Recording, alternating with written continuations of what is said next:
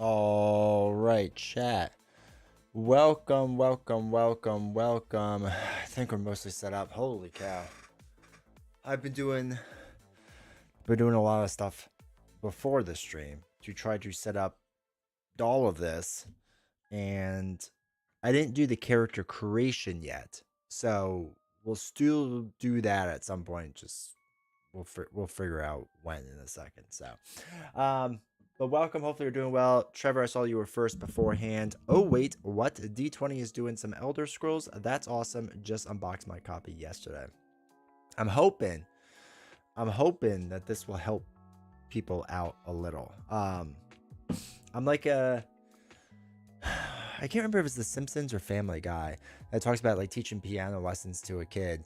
And they're like, you'll know piano. And they're like, all I need to do is just stay one lesson ahead of the group.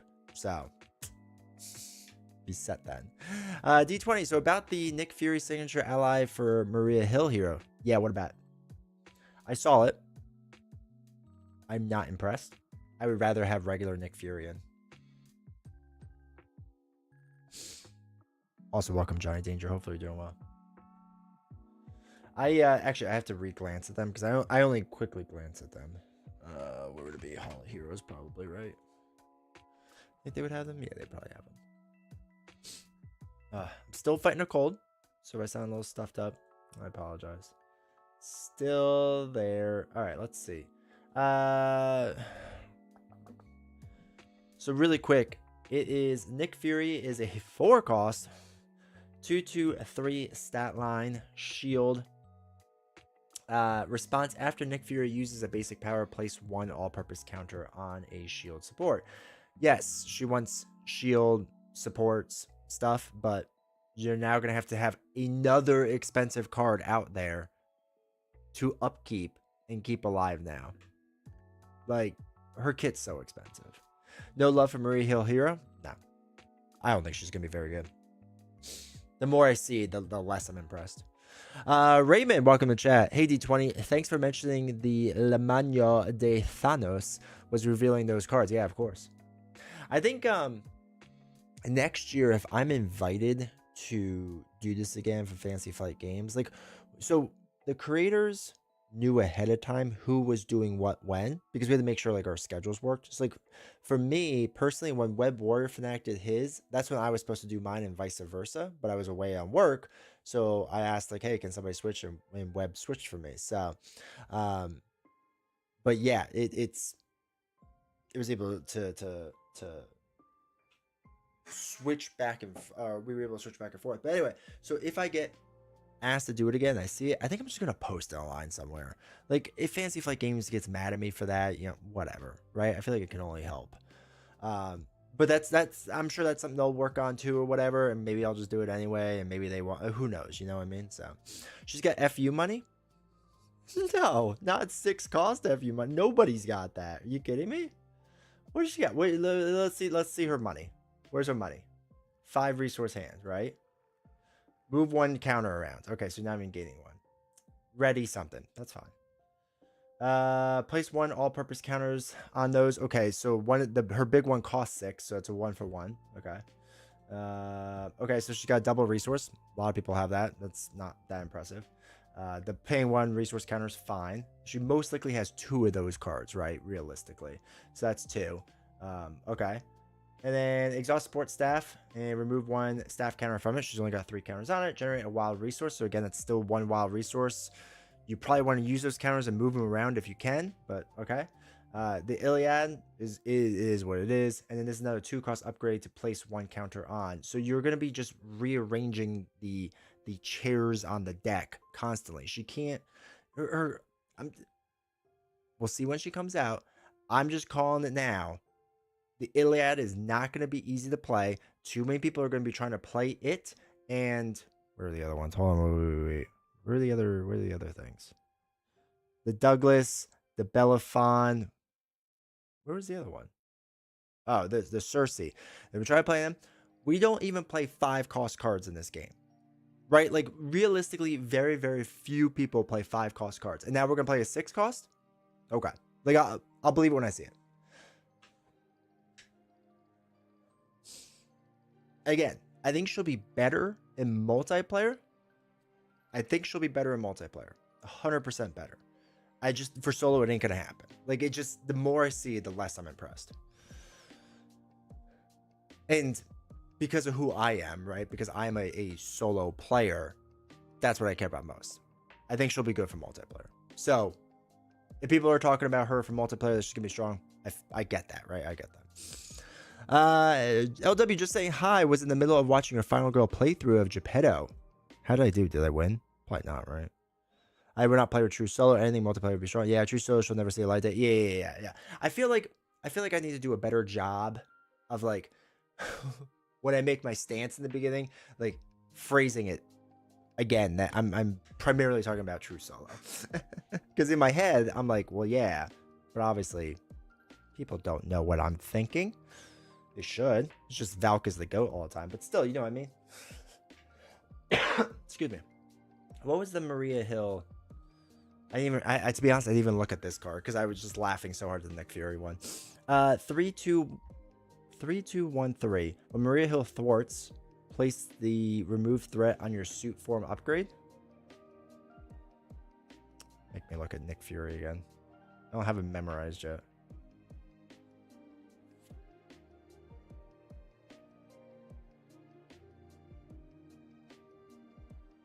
Scheme set, place one threat here. Okay.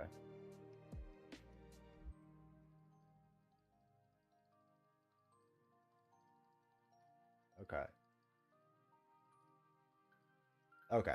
Yeah. Now I got it. Okay. Yeah. I like that with Maria Hill, the threat removal and the counter. I don't think it's gonna be amazing, but I think it'll be good. I only play multiplayer either with the lady or two-handed solo. I like to build out, but I know you hate it. However, I still somehow enjoy the content. Appreciate it, dude. Appreciate it. Yeah, it'll be interesting. Once the multiplayer community starts really working with Maria Hill and seeing how she works. People are throwing out crazy tiers with her. I still think at best she's gonna be like a low A. Like at best. I'm still gonna guess she's gonna be a B. I actually think Nick Fury is gonna be probably like maybe an A. I don't think either of these heroes are S tier yet. From what we've seen, at least what's out there. Black Panther, I don't think is gonna be S tier either, but I think she's gonna be really good. But again, we haven't really seen enough, you know what I mean? So can only say so much about it. All right, chat. I hope you're doing well. Hopefully everyone's doing well. Okay. I've been using the Dies tutorial website or app, whatever it is, for Elder Scrolls. And I haven't gotten through all of it. It's a very, very, very, very, very, very, very slow app in the sense that like it breaks it down step by step, like by painful step. But I think it's actually gonna be good. Nick Fury is gonna be that guy. I'm intrigued. I'm very intrigued. How'd you like Metal Gear board game? Dude, it was 1,000 times better than I thought it was gonna be. I had super. That took an hour. I did not think it was gonna be as good as it was. Like I was playing Metal Gear Solid the board game for the theme, right? I was like, it's just gotta be a fun theme, make me feel like okay. What I wanted from Metal Gear Solid the board game is what I was hoping Burn Cycle from Chip Theory Games would be. Chip Theory Games marketed itself as basically Metal Gear Solid with robots, right? And I was 100% on board. Instead, we didn't get that. We didn't even get anything close to that. Whatever. I still think it's part of the reason why the game didn't do that well, but that's a whole side discussion. So yeah, didn't do that. Metal Gear Solid, I just wanted a decent theme and to kind of feel a little sneaky. Holy cow, does it feel like a good stealth game where you actually have to like think things through? It was more in depth than I thought it was going to be. It was more interesting than I thought it was going to be. It was really cool. It was really, really cool. So I was super hyped for it. Played through it. Really enjoyed it. I think on Monday we're gonna play again the second scenario. It's still a prologue scenario, but it's like a bigger map and whatnot. So I want to play through it and see what it's like, especially now we have a little more time before new Marvel Champions comes out. So but absolutely phenomenal. If you like the IP, it's 100% worth it. If you don't like the IP, but you like stealth, maybe we'll see what the rest of the scenarios are like. But if you like the IP, like it feels like a Metal Gear Solid game. It's phenomenal. Keith, welcome to the channel. Hopefully doing well. Mongoose, hopefully doing well. Did you see the Kingdom Come Deliverance game 2 came out? And I saw something online that was just talking, like they made fun of the whole arrow to the knee thing. It was hilarious. Interested to see Elder Scrolls Chip Theory games, right? Too Many Bones was our first big game that took us by the hobby. Subsequently, Marvel Champions, etc. Yeah, it is Chip Theory games. There's a lot of chips. There's a lot of premium components. Like, holy cow. This is also fitting surprisingly well on my table. So when we do the drop down table, like not everything's gonna fit, but a lot of it's gonna fit like better than I thought it was going to. Now we'll see how big the maps eventually get, but I'm not too worried. So a lot of stuff is gonna be off screen, but I don't think it's gonna be too much. So I actually think it's gonna work out better than what I thought it would be, which I'm really excited for. But yeah, there's a lot of premium stuff in this. I'll add to the list along with Final Girl, but they're sold out of the first wave on the website. Champs is taking all my time due to the gauntlet. That's fair. That's fair.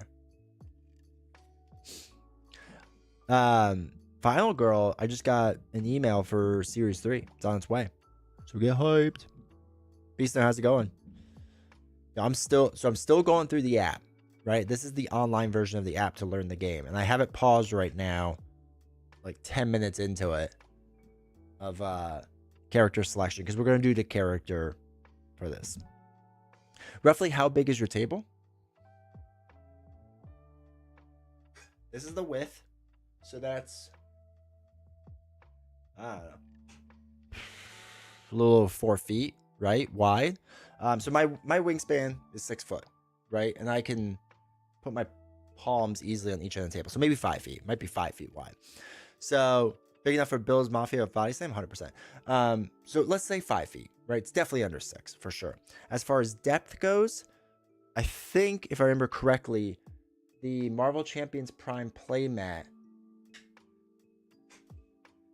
is 70 cm. Is 70 cm, and it can reach almost to the end of my table. All right. So what's that? Let's ask our favorite person. What's 70 cm to inches? Oh, she didn't answer. Can you say it out loud? She's the worst. What's 70 cm to inches? She doesn't want to do it. She's the worst. 27.56 inches. So 2 feet 4 inches ish. So it's actually probably then 2 feet like 6 inches in depth. So that's 27. Okay, so that's how deep my table is, and it's gonna fit this. It might not fit the big mat whenever that thing comes out, but it's gonna fit this for sure, But you'll see when we like, there's gonna be a lot of stuff off screen, but it's not. It's a lot of stuff, but it's less stuff than I thought it would be. I don't know if that makes sense. It'll make sense, maybe. I don't know. I picked up the Assassin's Creed board game a bit ago. It looked awesome, and I've heard good things, but I'm not sure I'll ever get to the table. It's like the worst feeling when you're not sure if you get something to the table, but, you know, you never know, right? Live on the dream. To buy a bigger dining room table for Elder Scrolls, I don't think it'll be that bad. Now, to be fair, I think each person's character section is going to take up a decent amount of room. So if I was playing this like with novels, I don't know if it fits then on this table. Well, like it would fit on this table, but it wouldn't fit on my camera because my camera's just not wide enough or high enough. If I mounted it up there, maybe. But on a dining room table, 100% I could. Bills Mafia. I like all the Bills fans coming out. Maybe next year. But gotta love Bills Mafia. Yeah. That we are. But yeah, so I figured today what we're going to do is we're going to do the rest of the character creation because I need some input. And then I think there's like a tutorial mission and we'll do that. I don't know how long that takes, but we'll keep going past that maybe. Because the weird thing with this game is I'm not 100. I get how combat works. I get how exploring on the map works. And I get that there's scenarios, and you do the scenarios. It feels very much like Too Many Bones. Keith, my man. No, it's not going to say anything. Okay, I thought she was going to say, Keith has gifted out 5 subs. This is his 1 millionth sub gifted. Keith, thank you for the 5 gifts, dude. I appreciate the support. Thank you so much. If you received a gifted sub from Keith, make sure to thank him, dude. Thank you. What was I saying? Oh, so like there's individual scenarios and all that stuff, but I don't get how they connect, right? I have like a rough idea how they connect, but I don't know fully how they connect. That's my only worry with this game, because there's nothing in the rules that explains how they connect. So I have no idea. I think I know, but I think it's one of those things like until you play, you don't really figure it out. You know what I mean? So that's what I'm hoping for tonight. So I kind of want to play the tutorial and the first scenario to see how you get to the first thing. I got it for less than half price. So worst case, I flip it for half price. I flip it to half price books and get a decent value out. There you go. Table's a little small. I'm hoping the inventories will help. I think you'll be able to do it. Also walk, or hello, Jay. Looking forward to assist. I'm curious about this game. Have you played it? You're gonna help me through the rules?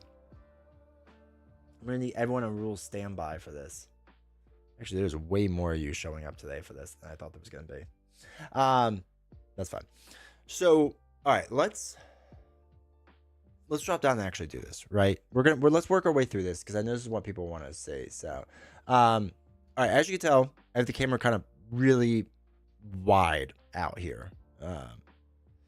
Well, too bad, Keith. You've now volunteered for tribute.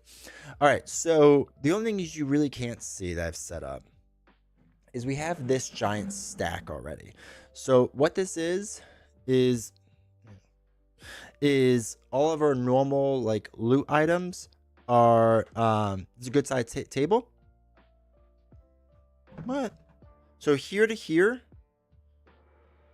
this is 2.5 feet probably where my hands are. That most of this stuff on. So I'm fitting this stuff right now within 3 feet wide.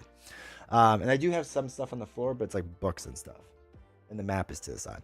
Depth wise, from here to where you're seeing the top of the thing is about 2 feet. So I'm fitting everything in a 3 foot by 2 foot space right now. All right. I'll be curious about your take on the inventories after you use them. Oh, okay. All right. So we have normal items, and this might have the expansion stuff in it too. I'm not 100% sure. I kind of threw everything together and shuffled it, so I'm hoping for the best. Then we have the legendary items, right? The fancier ones. Both these decks are already shuffled. These I created, and basically, I don't know if I'm supposed to like see it, but there are stuff on the bottom. See where it says like BM14? So we have a bunch of BM like numbers and then GE numbers. And you have to take certain ones out and shuffle them together, whatever. And then we have the same thing on this side, different number BMs and GEs. There's certain things you have to do, but the rules explain it pretty easily, but you just shuffle them together.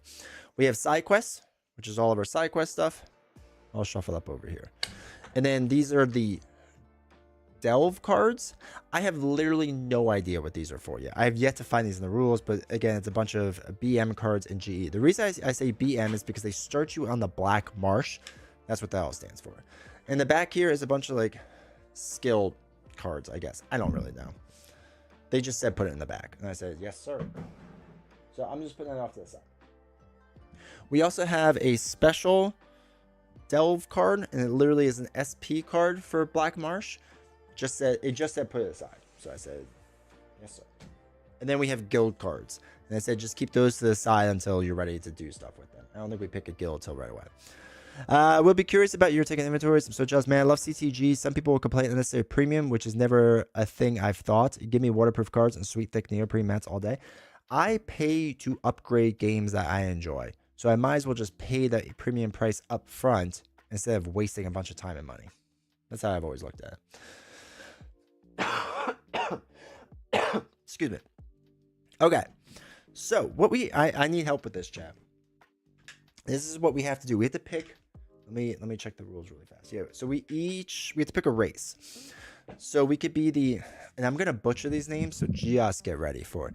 The Khajiit, the Red Guard, Orcs, Wood Elf, Imperial, Breton, High Elf, the Nord, the Dark Elf, and Aragonian.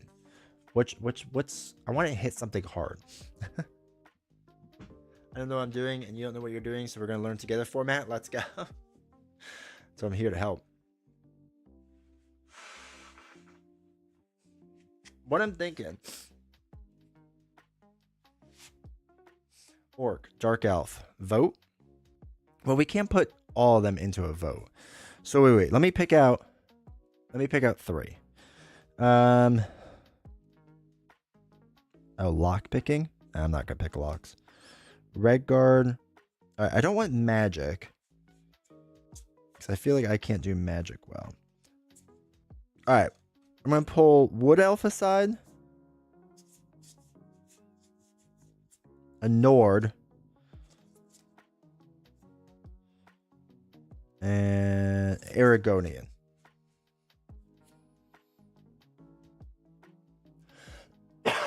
I'll put it up in a second.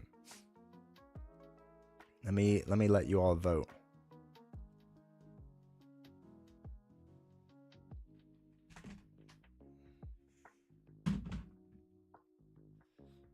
What should I be? Aragonian, Nord, Wood Elf. All right, you can start voting. YouTube, give me 1 second.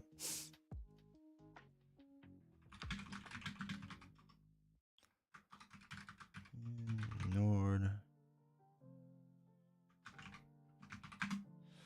All right, you can all vote now.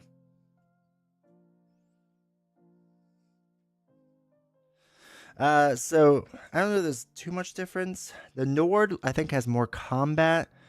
The Argonian has a little more life and stamina, and the Wood Elf is kind of like a mix between the two. I don't really know. And they have skills, but yellow. So.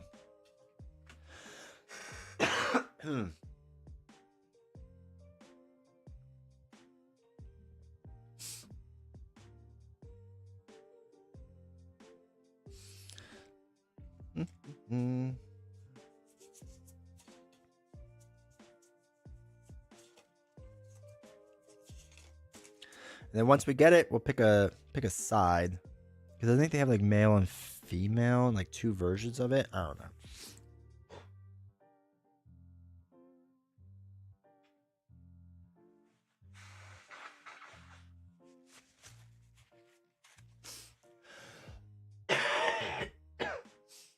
I still have a lot of like mucus, so I apologize. All right, YouTube's even. Twitch is voting Nord right now. Is there a cooler looking Nord? I mean, she looks kind of cool. Guy with a hammer looks pretty sweet.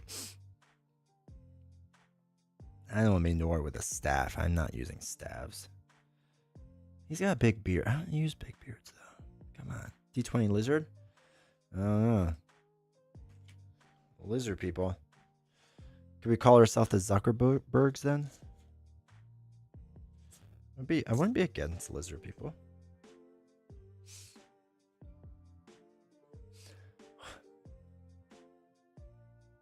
All right.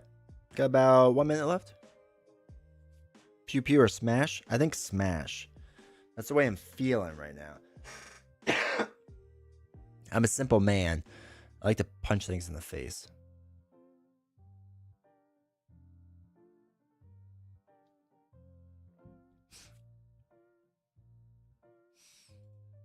All right, and then what we'll do is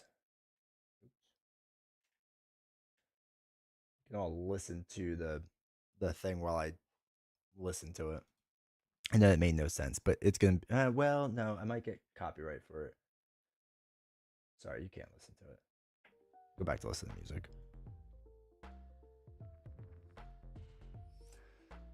I got burned on this last time I tried to use one of these things.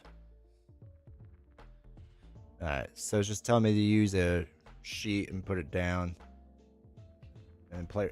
They are using 2 players. We're not using 2 players. Alright, Nord just flat out 1. So we're going to be Nord. Alright, cool. Alright.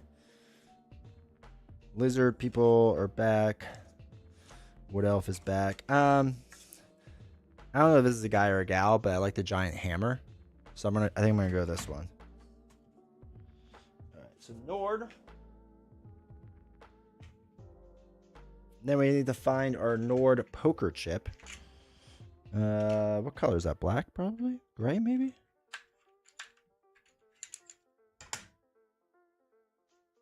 Woohoo, they're stuck in there. Nope, that is not Nord. Is this Nord? No, that's Wood Elf. Is this Nord? Nope. What the heck?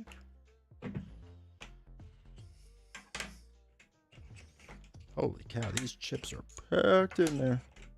Ah, the Nords are light blue. Alright. Nord poker chip. This is our character. Let's go to victory. Okay. So, this is our sheet. This is our character. Good to go. Return the remaining sheets back to the box. Okay, can do. Done. Got our chip. Good. Place it in your art area. Alright. Innate ability. We're going to worry about that later in life. We have our stats.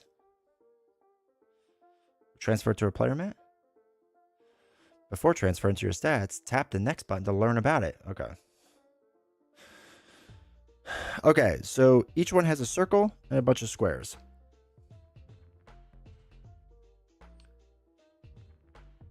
Okay, so we need to find tokens. So, for health, we're going to put the 4. We're going to put that there. We need the combat one. Stat one. I don't know if we need the magic yet or not. Oops, this is not the right one. Stamina. Alright, so you upgrade things later on. That's fine. What we're going to do is you upgrade like across you're using dice much better than the rulebook. Can you hear it? You can't hear it, right? So make sure I don't get hit with a copyright. But yeah, I am using it.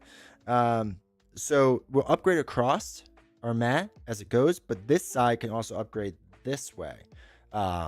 So it's a way to like upgrade more things, but also like limit what you do type of thing.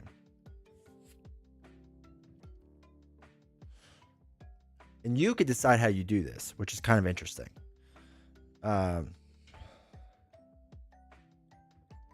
So let's say I like combat. I don't want magicka. We probably need to put magic somewhere, but you create your character as you want. But they have a tutorial thing. We're not doing that. I don't know if I don't want the magic. I don't care about that. Alright, so we got health. It's a 4. Little mini token. Alright, so we're good there. Cool. As you get more life, you put red tokens out here to get more. Like a higher max. You have to place the magicka. You can't untrain it later. Oh, you can untrain it later? Alright, we'll put it... I'm putting the other side of combat, but I don't think I would really want much to do with it. But it's your game? No, we're going to play correct. We're going to do this. Alright, stamina. Move and roll dice for physical skills. Alright, then we have to put...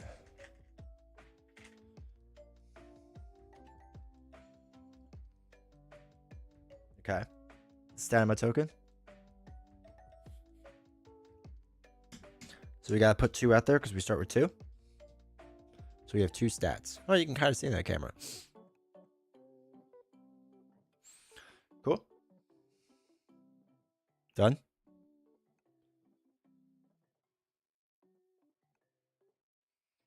Oh, they want me to point it the other way. Okay. Done. Magica.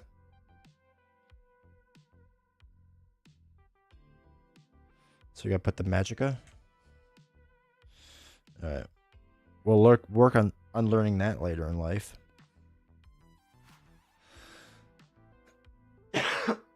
Alright. Now we get combat.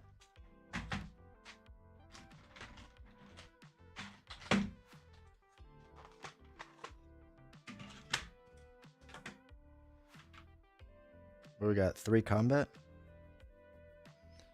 Actually, I'm going to move this higher up.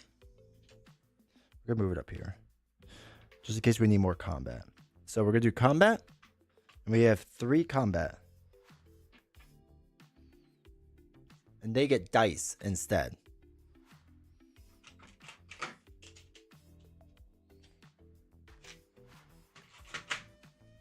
Okay.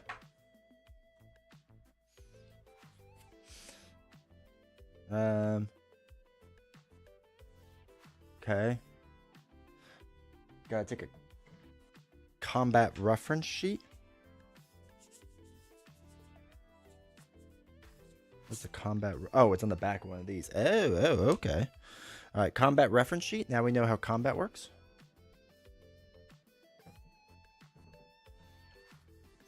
Okay, cool.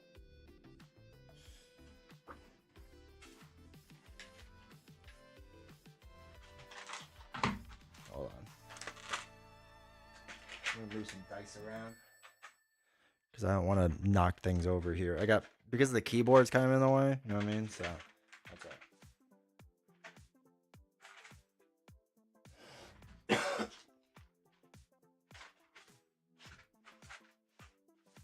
Okay, cool.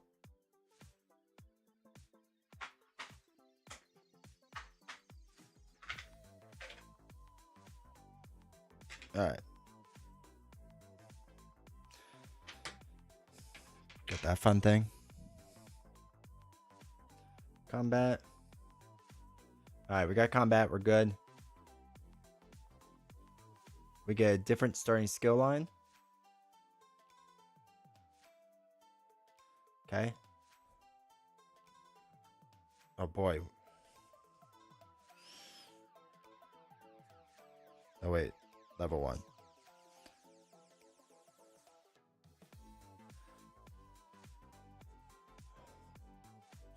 They want me taking one hand and shield. Do we want that? I mean, that could probably be good, right? I think the other one was magic. Is there anything else that's like more acrobatics, summoning, restoring light, shadow, heavy armor? Did we choose? We chose the Nord. Also, welcome. Black Marsh pushes one hand and shield, or punishes one hand and shield. So should I do something different? I'm down for something different. I don't want magic. I don't want a bow. We have basic combat. Oh, should we do two-handed? That feels like me, right? I have a giant hammer, so two-handed? Alright. We got another skill sheet out there of two-handedness. So we need to get...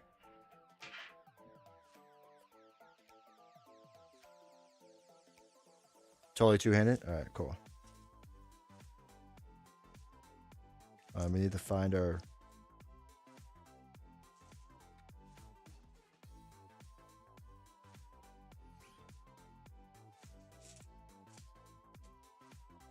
Alright, hold on. I gotta figure out... Wait, why? How do you know how many dice to get? Explain it again, game. Okay.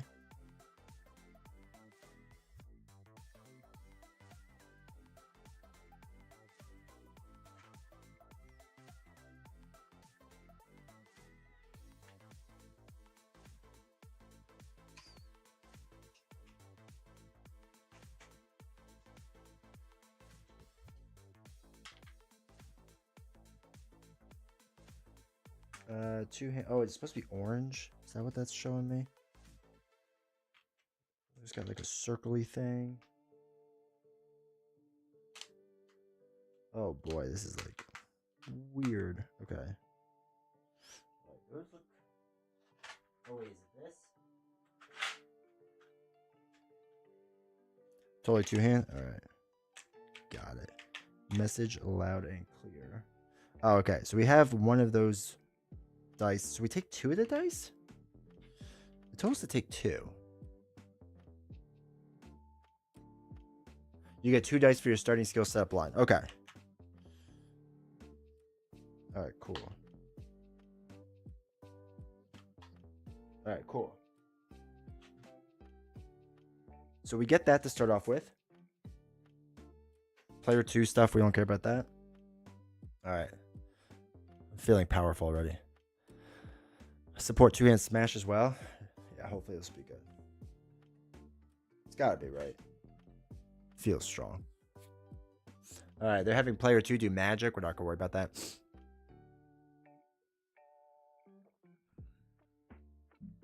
All right, all this stuff goes back into your tray. Easy. All these tokens go into the bag, the ones that we didn't use. Battle form, axe.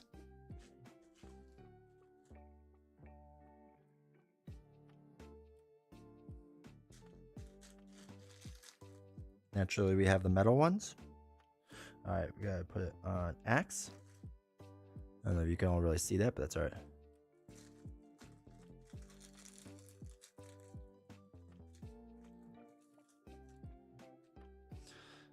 All right, I think that goes there. That goes there. I'm pretty sure that goes there. Okay. All right, cool. So cooldown is 2. We're gonna put that here. So that's cooldown tracker 2. We're good there. We're putting one here. That's our experience points. So we're at 0. And it goes up 1, 2, and 3. You can only gain so much. We're in the 0 spot down here. This is tenacity. And I think this is all set up now.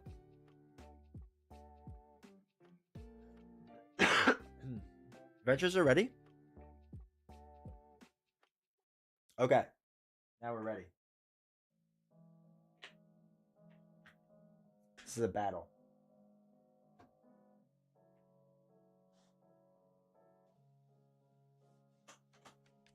All right. Hold on, computer. You're going way too fast. So since we're doing a clash battle, is what this is called. We need the clash battle map.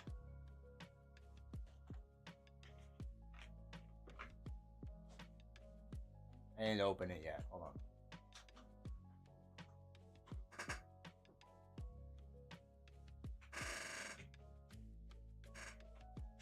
All right, so this is the biggest map piece that there is this guy, which I feel like that's not too bad. Actually, let's do it. This we could put over here. We don't need that there. Let's put the map up here because I think there would be more to it. We could put our dice over there. Let's shift this over so we don't need to see that as well, or as much, I should say. All right, so we got a map. We got a big old dice tray. Sweet. Ooh, entrance tile. We gotta look for a 5-piece tile. Oh, there's one of them. Okay, so there's one with like a little entrance map thing on it. So we're gonna put that right there, and that's our map. This is already way smaller than whatchamacallit, Cloud Spire. Cloud Spire would have been much larger. Just for funsies to know. Let's put this more in the middle. All right, cool. Cool.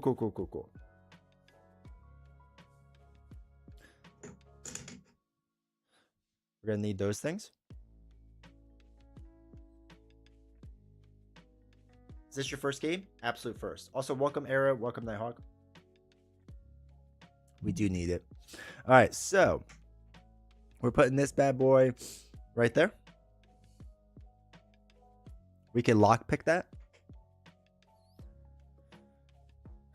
We will learn about this later in the tutorial, apparently. All right, so normally we'd have our enemy pool is EP, and you would calculate that now. However, for the first scenario, you will deploy specific enemies, and we will learn about those enemy pool later in the tutorial. Hey, Kato. All right, High Elf Marauder on one side.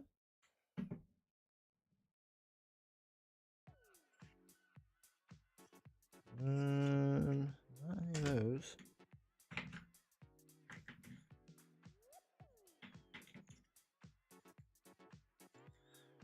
Oh man, there's a lot of random chips here.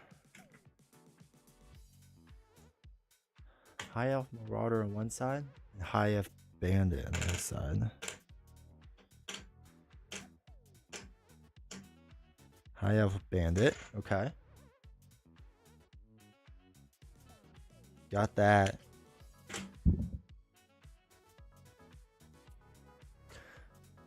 All right, so we got our chip. In the middle is their life, or I'm sorry, is their level. So he's currently a level 1. Let's see that. There we go. Level 1. Okay. The other side would be level 5. This level 1 side goes there. Cool.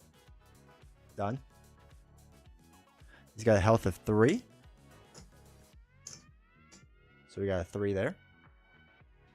I've been thinking to either try this game or Too Many Bones. I'll let you know how it compares. I still think this is going to be the replacement Too Many Bones. Is it Chip Theory Games? Yes, it is. All right, Argonian Bandit we're looking for next. Again, the reason why it's specific normally is to be random is because this is the tutorial. Argonian Bandit comes down here. Comes with 3 life.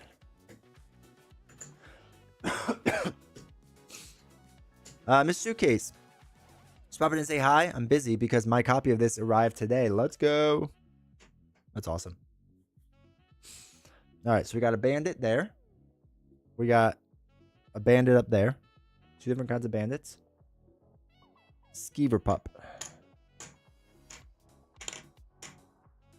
There he is. He comes back there. He's got 3 life as well. 1, 2, 3. Okay. Okay. So far, so good. All right, I think that's all the enemies.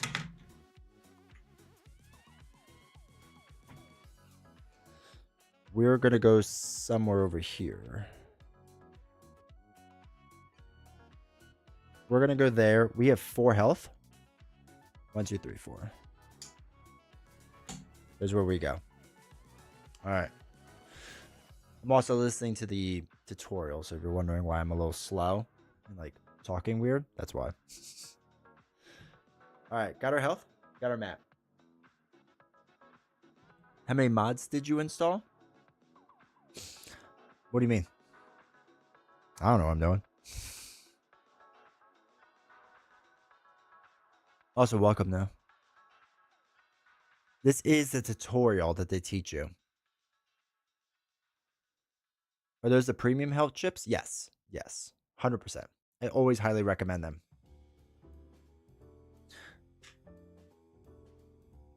All right. The game has asked me to read page 92. So this is the jailbreak scenario on page 92. Always invest in premium chips, in my opinion. All right, you awaken in a dark, rough-walled holding cell somewhere in Tamriel. You've been in prison for some charge or another, protesting your innocence in vain all the while. But it seems you're stuck here for the time being, as you resign yourself to sometime cooling your heels behind bars. However, a weathered-looking red guard approaches your cell, clutching a key in his hand. You sip and take notice. You there, he says in a coarse whisper. I should whisper more. Listen, my name is Bodhi, and I represent a guild of like-minded individuals called the Outer Watch. We are small, preferring to remain behind the scenes, but we work for the betterment of communities all around Tamriel. I don't trust them.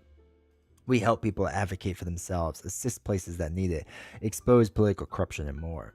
You look at him blankly. You're in a jail cell after all, and you never seen this man. You never seen him before in your life. Right, he says, remembering himself. I'm here because the Watch believes you have potential. Too much to be locked away here for the gods know how long, subject of the whims of corrupt jailers. Now you're really paying attention. I will let you out of here. He continues, flashing his key. What you do after is up to you. The Watch needs good help these days. As one of our number, a wood elf named Deslandra has gone rogue. She's decided that the Watch was thinking too small, that for justice to truly come to Tamriel, the only solution is to get rid of magic completely. I like that. I like getting rid of magic because I want to bash things in the face. So I'm for that. We found you guilty of smuggling chickens. We're doing voices today. We're at least a little. Didn't get that Metal Gear. I know. I'm going to reach out to David Hayter. We're going to figure it out. Okay. Oh my gosh. She believes this will be a great leveler, keeping the magically powerful from preying on the weak. But how much would it be lost in the process? We need help to stop her, as her resources are considerable, but we won't force anything on you. This is, he chuckles, an unconditional release. Yeah, we'll see. His key turns in the lock, and he's gone. You consider his words, but before you decide to make your way to Tamriel, you must first escape. Players can choose to start the game in classic Elder Scrolls tradition, with their adventurers fighting to escape imprisonment. This encounter introduces players to the battle rules and acts as the final step of adventurer creation. The achievements in this adventure and the battle then determine the availability class options. For a more structured approach to learn the rules to this encounter, you can follow an extended example of the battle of the separate tutorial guide. But as you play this battle, reference the following sections as needed. Blah, blah, blah, blah, blah. Battle setup. Okay. It tells me to basically set up what I do. Set the party's XP dial to 2. Can do. Day dial 1. Can do. Okay. All right. I think we're good then.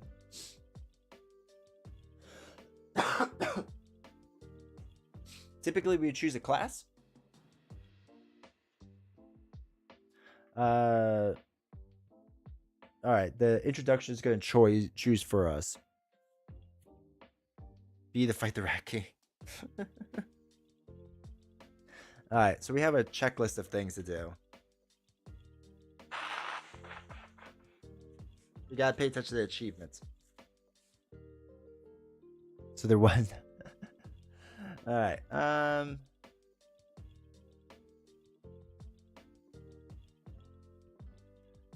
Yeah, they're really going into this achievement things.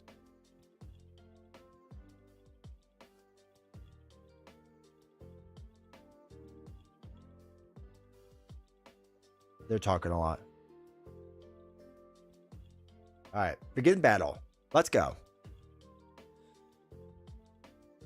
All right. We do our turns. The enemies do their turns. After that all ends, end a round. Objective. We have to either do the objective, we have to retreat, or we have to be defeated. Those are the only 3 options. So our objective is to defeat all enemies or escape. Easy. Round 1. Holy cow, that was intense music. We have a round counter die, so we're in round 1. There's no limit, but we'll start getting tired after the 5th round. Every disease in the game. We'll learn about fatigue later if we make it that far. Player 1. Finish him. Okay, so the first thing you do... Oh no, my cooldown. The first thing we do is remove dice off the bottom of your track, but we have nothing there to remove yet, so we don't have to do that. It's based off your cooldown stat, which is 2. All right, so we'll learn about that later. So our actions, we can perform our actions. There's two main ones, move and engage. So we're going to move first, apparently. They're going to teach us, or I'm going to learn. So you move up to the number of hexes to the value of your stamina. So our stamina is 2. You see the 2 green things? You can move it to 2. 1, 2. All right. Oh my god, it's giving me tests now.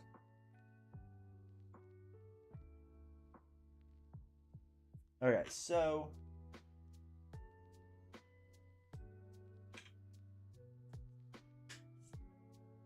battle form. Here we go. All right, battle form adjacent. All right, so we can only attack being adjacent. That makes sense, right? Combat. I'm not 100% sure the differences with that yet, but that's fine. Cool. So it slowly wants me to engage the high elf bandit, but bro, it has you moving a lot of 3 hexes. I don't have the ability to move 3 hexes. I have the ability to move 2. So the game's going to have to deal with it. So I'm just going to move 1. I'm going to make them come to me. Because I think his movement is actually, or his range is 4. Like his is 3. Can't 100% remember how that works, but we'll get to that later. It's fine. We roughly figured out what they want. Done with movement. What's this game's wording on retaliate? We're skipping it.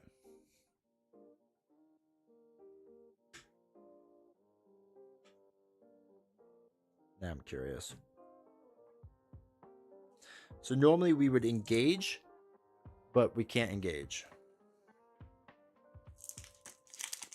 He's too far away.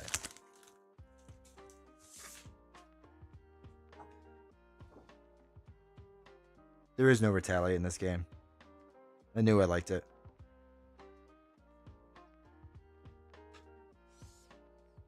Okay.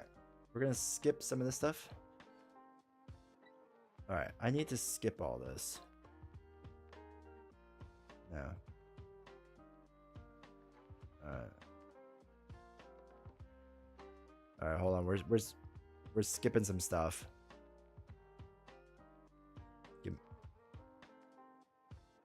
Give me a second, chat. Okay, I need to skip all this stuff. All right, hold on. We're going to cheat a little bit because it's going through a lot of detail on how combat works, and I want to go all the way through this again. So normally, when the playmats are showing up, who knows, dude? All right, so normally be able to only move 2. We're going to cheat and just move the 3. We normally couldn't do that, but they're doing the intro because they're making us be a different character and whatnot. So they're like, now you should be able to engage. So normally we wouldn't be able to do this, but we're just going to cheat a little bit so that we can see how combat works and go through and I can explain it, right? Because there's no sense in like taking all this extra time doing this and then going all the way back and forward and whatever. Okay. You know a tutorial now since you chose different race. You got this? All right. So combat skills represent raw damage output. Combat skill dice results have different meanings depending on that's fine. Okay. There's 6 phases in combat. Game fatigue is the first one. Typically, the first step of the engagement action is to gain 1 light fatigue, which is the silver die with blank signs. Oh, it's right here. But we on the first turn, we don't gain it. So we're good. For the first engage action. Okay. So now we choose our battle form. So we declare a battle form. I want axe, right? Because that's what this is. This shows it. That's the heavy weapon one, which are 2-handed it is. So we're going to do that.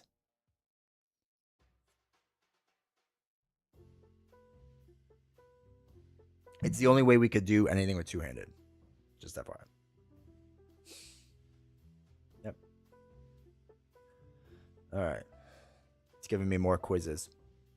If it doesn't have a battle form icon, it could be used in any battle form. So combat could be anything because there's no battle form. So that's good. All right. It's our innate fighting ability.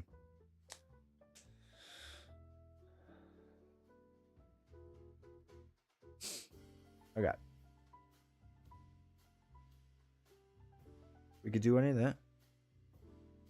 Deal damage. Okay, cool. If you're in defensive form, we're not. Who does defense? We ain't doing defense. All right. Also sets our range. We're adjacent. Sorry, it's asking me quiz questions now. All right, so now we declare a target. I declare you, Pikachu. All right. Wrecking Blow. Okay, so basically on this one, we deal X damage to your target. So it's 0, a 1, 1, 1, 1, 1, or 2. And this one is if we get the little sword thing, we deal 2 damage to your target. If you get the sword pointed down, so there's like a sword slash and a sword stab. The sword stab, we deal 3 damage to your target, then gain 2 light fatigue or 1 over fatigue. Oh, geez. It's a lot of damage. Okay, that's fine.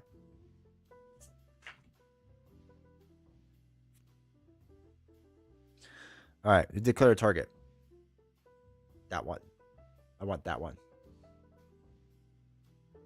All right, now we gather and roll our dice. Can do.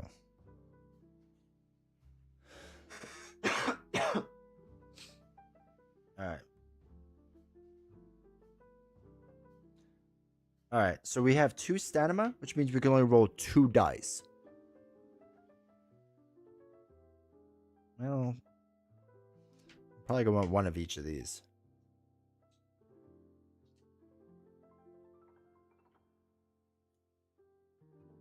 I think luckily the blue won't miss, but I think we're getting 2 light fatigue I don't like. Oh my gosh. What? They can roll 2 dice. Oh, whatever. Stop giving me a question.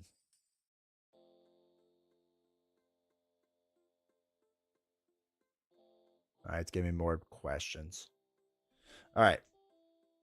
We're getting these 2 dice. Let me roll, baby. Let me roll. I'm ready. I'm ready, game. Roll all them. Oh, boy. Let's go. All right. We don't have to worry about its results because it's different. So, but we have to resolve the roll. You are not required to resolve the result of the die, which is important for our deal 3 damage thing and then gaining light fatigue.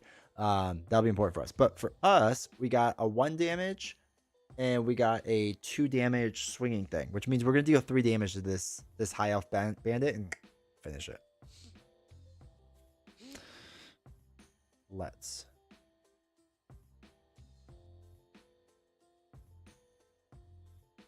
Yeah. All right, deals 2 damage. That's fine. All right, there's a little yellow code. The little eye, which means it's instant and exhausted. So that's 3 damage. Done. Dead. Oh, wait, we're not supposed to apply damage to enemy yet.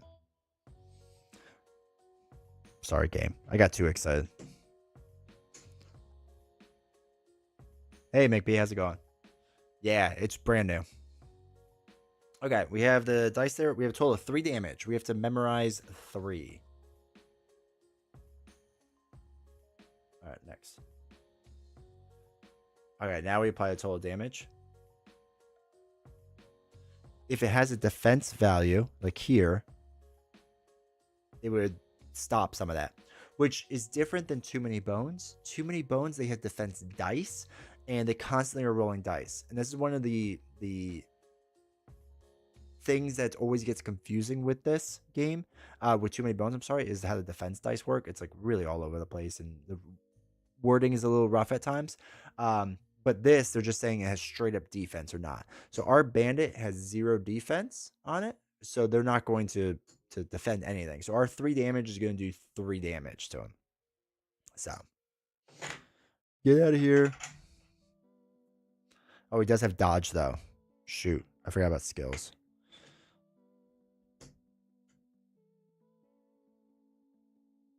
Oh, wait. We rolled... No, he's dead. Dodge does something else.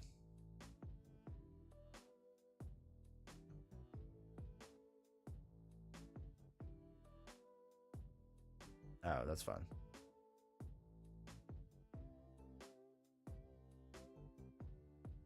Alright. Ship through your man, never forget about the skills. I know, right? It's fine. Alright, so now the units react. Alright, he's dead. I don't have to worry about him.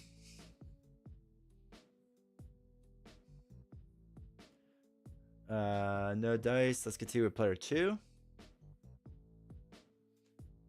Okay, so if you don't perform any engage actions in your current turn, you may take a second move action. However, pause for effect. If you take a second move action, you cannot perform any engage actions in that same turn.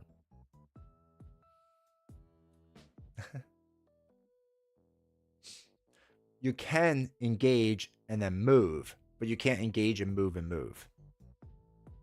Cool. All right, now they're doing player 2.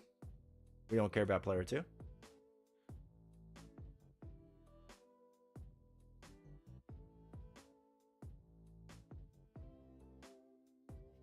Hold on. I gotta skip through a lot of stuff.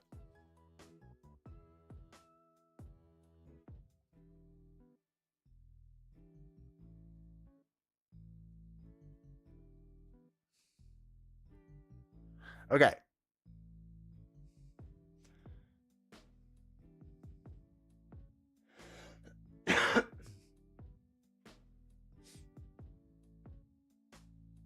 Wait. Why are they doing this? I skipped way too much.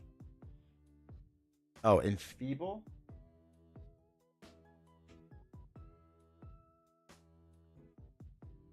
Light fatigue. Okay. All right, unit reacts. All right, skip this. Oh, you can use combat for defense. Player 2 can take a second engage action. Oh, and if you were to do that, then you would gain a fatigue. Ooh, okay.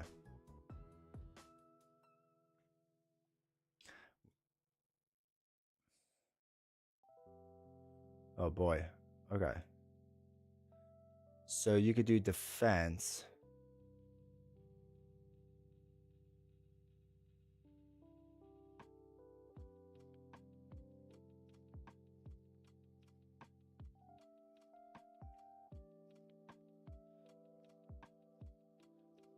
Why can you take 2 engage actions? Can you just normally take 2 engage actions if you want? That's very confusing. It didn't really explain that well.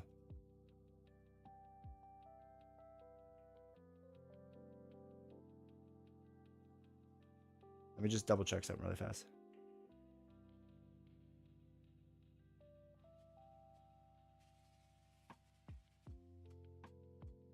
You can engage for the cost of fatigue dice. So you could just do that normally, and that's what it's saying. So you could also Layla, welcome to chat. So you could just keep engaging over and over and over if you want to. You just keep getting more fatigue dice.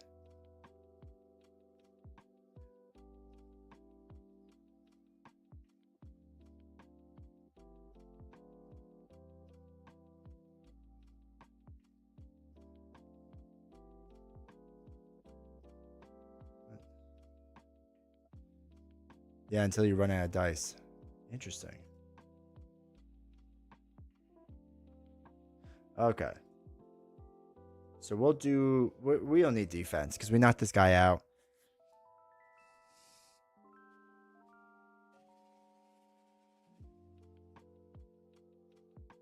Okay. Now the enemy goes. All right. Let's go. All right. How the enemies move. They have a range down here, which is 3. This one has 3. This one has 1.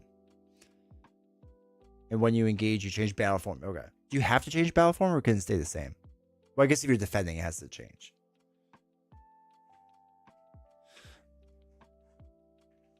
All right. So his fire icon is how many dice he rolls?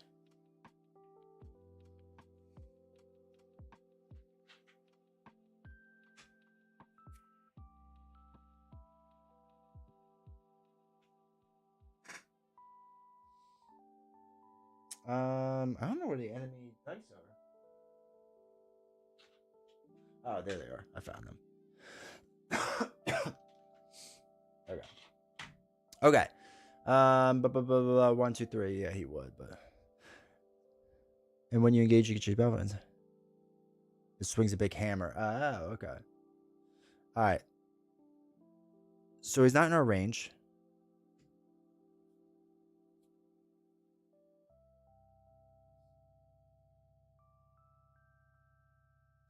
All right, so he's going to move up to 2 spaces.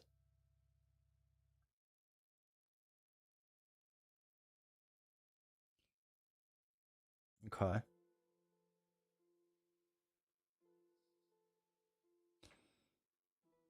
So 1, 2, 3. He's going to move here.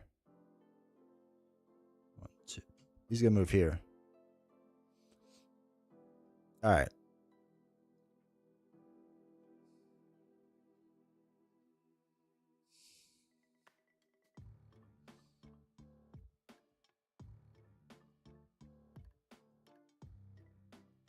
Oh.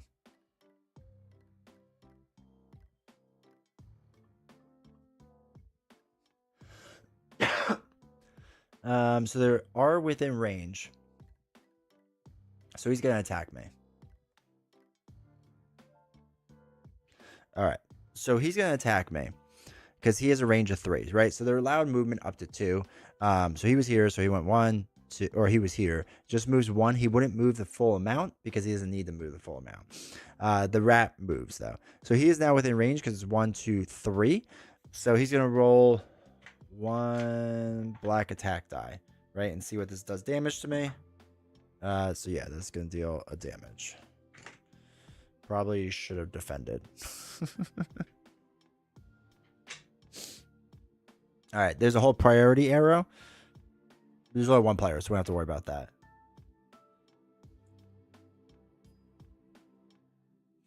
All right.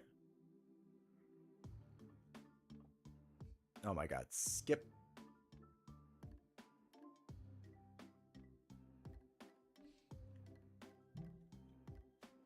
All right, so next. They a turn. Round ends now. There are no end of rounds. All right. We can escape. Okay.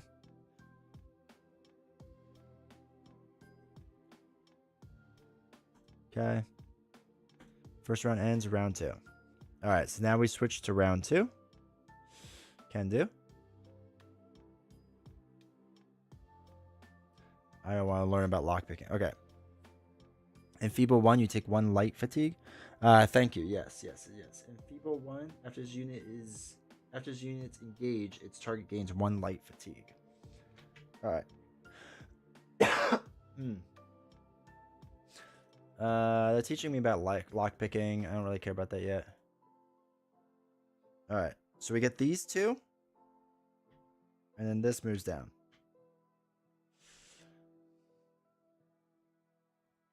All right. So light fatigue just basically takes up a space, right?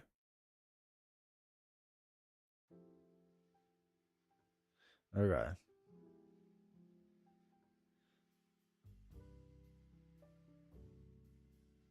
All right. So we're going to move 1 here because we got to kill this rat.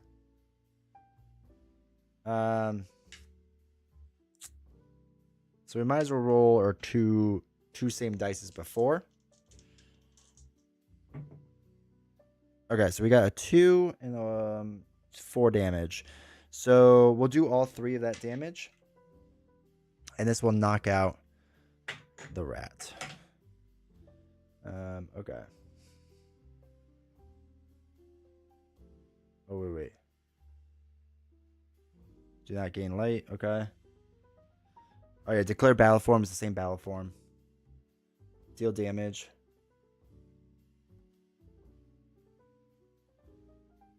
Oh wait, what was rot? After this unit is defeated by adventurer, the adventurer gains 1 over fatigue. Oh no. That seems bad.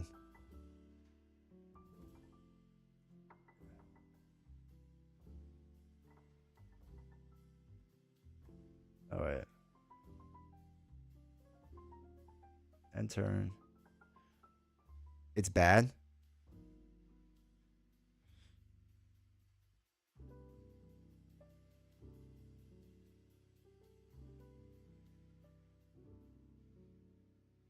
Yes. All right, so that's gonna move. That's gonna attack me. All right, hold on. So let's do. They're going to attack me. What does enfeeble do again? After this unit's engage, its target gains 1 light fatigue. So we get another light fatigue, and then it rolls an attack. It does nothing. Thank goodness. And then it's our turn. So then we do light fatigue goes back, right? And then our attack sword goes back. All right.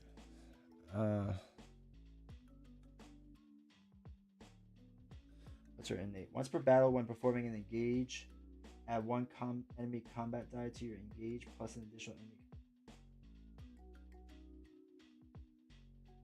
Reveler, add 1 enemy combat die to your engage.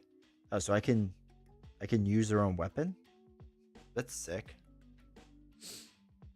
So once per battle, when performing an engage in one of our attacks, add 1 enemy combat die to your engage plus an additional enemy combat die for each axe in your inventory. We don't have one of those axes, but so we can be rolling extra dice.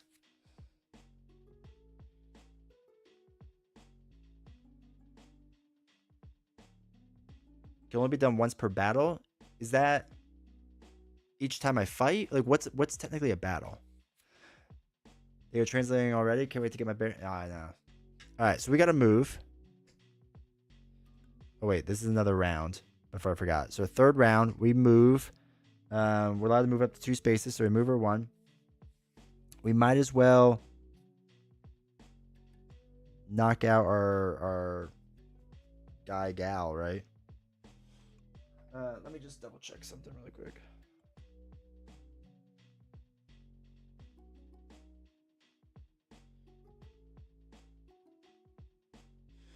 All right, so we escaped. Okay.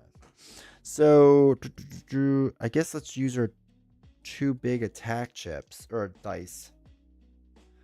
And then you can grab that item for free just by passing by. Oh, can you? I thought, no, we had to lockpick it, don't we?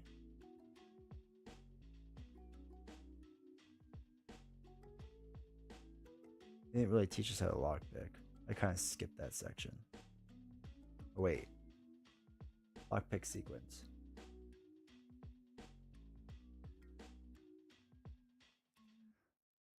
Could be done mid-movement. Yeah, but lockpicking freezes time. Okay. Hold on. Oh, I wish this would show it to me differently. All right, I need to know cash. All right, you have to match 3 numbers at the back of the card. All right, so we got that. This is the card.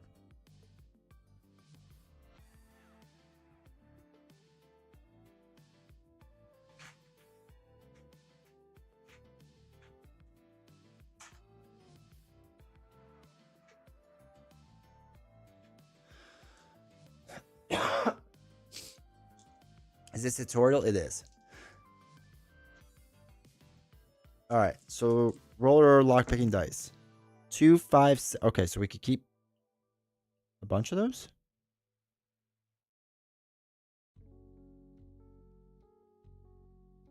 All right. Now, all right, so we're going to keep those 2 successes. So second attempt. 4. Oh, yay. We're winners.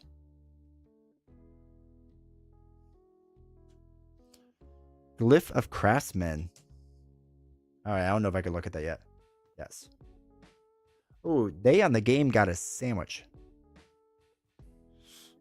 A sandwich. What did I just say? Patty melt.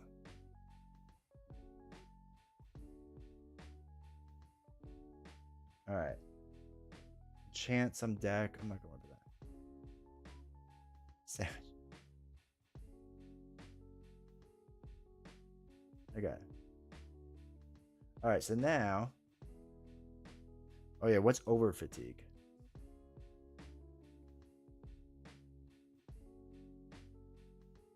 Oh.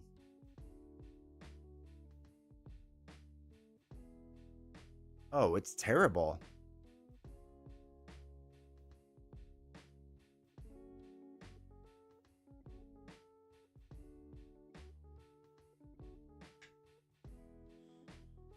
Would be there. Oh, because I had to be on it. Okay. So the thing is gonna deal damage to me every single time, which is terrible. Okay, so we recovered 2 dice, right? So the next time when we recover dice, it's gonna deal 2 damage to me, which is just nuts. So we're gonna go for a big swing. So we're gonna swing. If you like Morrowind, you miss. If it's like Morrowind, you miss 99% of the attacks. Okay, so 2 downward swords. So this means we can deal 3 damage to our target. So we're only gonna do 1 of these. The other we're not gonna do. Then gain 2 light fatigue, which is what we'll do. Causes 1 true damage. It does. So basically, every time it would clear out in the bottom here, because when you recover 2, you would take a damage, and then it moves back to the back of the line, and it just keeps damaging you. So anyway, we deal 3 damage to this guy, and he's dead. So we killed everything. Okay, so adventure defeat, end round, escape.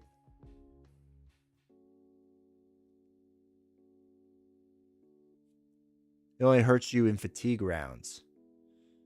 Oh, they made it sound like it hurts you all the time. Over fatigue. Oh, starting from the 6th round. Okay. My bad.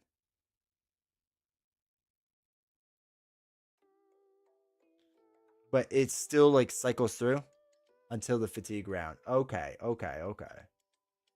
right. So then we have to escape. Right, it goes up to 4. Wait, 1, 2, 3, 4, 5. That's the silliest way of doing this. Whatever. All right. Defeat everything.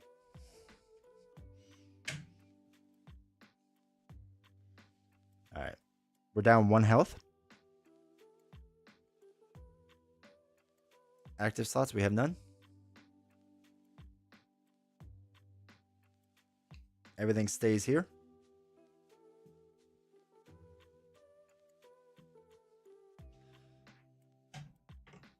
This goes in the 1-5 bag. All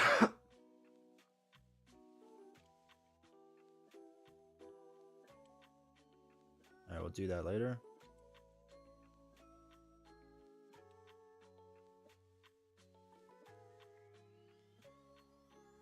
It wants to do the entire bags. That's fine. Here's the YouTube videos. Nice.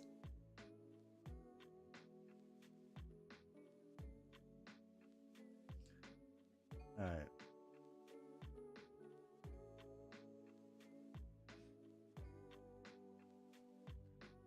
Okay. So, what we're also supposed to do is we defeated the High Elf Bandit. We defeated Aragonian Bandit. We defeated Skeever Pup. There was no skeleton spriggan, right? Oops. There was only 3 things. Succeed at lockpick, 4 things. Escape first, 5 things. Take first turn, 6 things. First to take damage from enemy at range 2. We did do that. 7 things. Take damage at enemy range 1. No. So that's 7 things. Whatever that means. After a battle, adventurers normally complete the reward phase to gain XP from their encounter and spend it. Instead of XP, this battle rewards each adventurer with their choice of several classes based off the achievements completed. Refer to the rewards list below. It is recommended that players do not look at the list until after battle. Okay. Oops. By below, do they mean the next page? They do. Okay, so if all adventurers are defeated, shuffle all the class sheets now.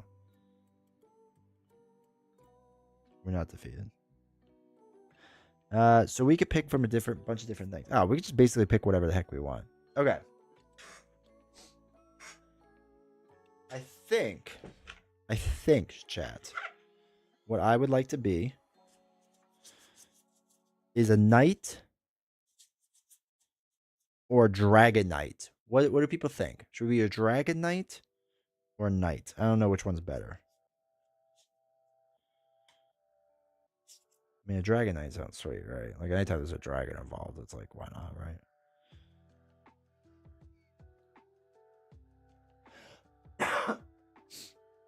Okay, so if there are more undefeated enemies than undefeated party members, ignore 1 defense on your target. Oh, that's pretty good. Dragon Knight, of course. I like how you think, Keith. All right, we're gonna be a Dragon Knight. Why would you not be, right?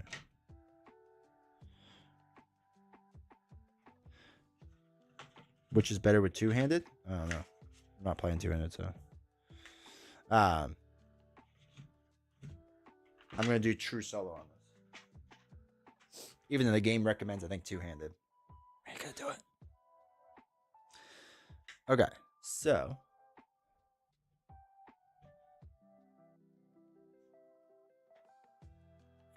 Oh, you're two-handed skill. Touche.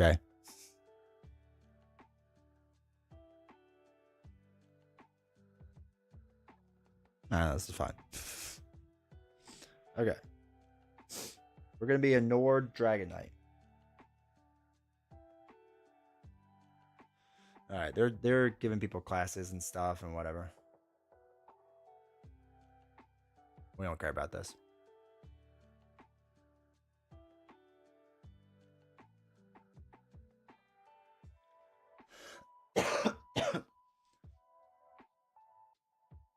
Oh, we can master when we end a battle with 1 hit point. Alright, so we have to spend tenacity to get these. So we'll worry about that later. Because I don't know how to get... You're... Alright.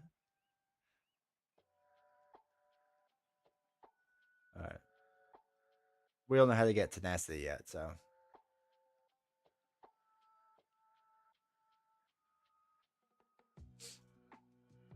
Oh my god, it's gonna be so many tests right now. Alright, let's move on. Alright.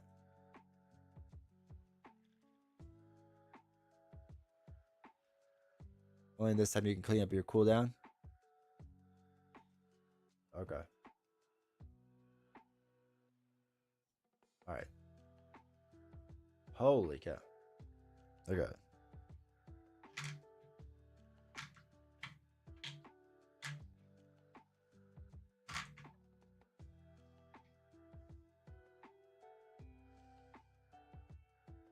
So normally, each player removes 2 dice from their cooldown track and heals 2 HP.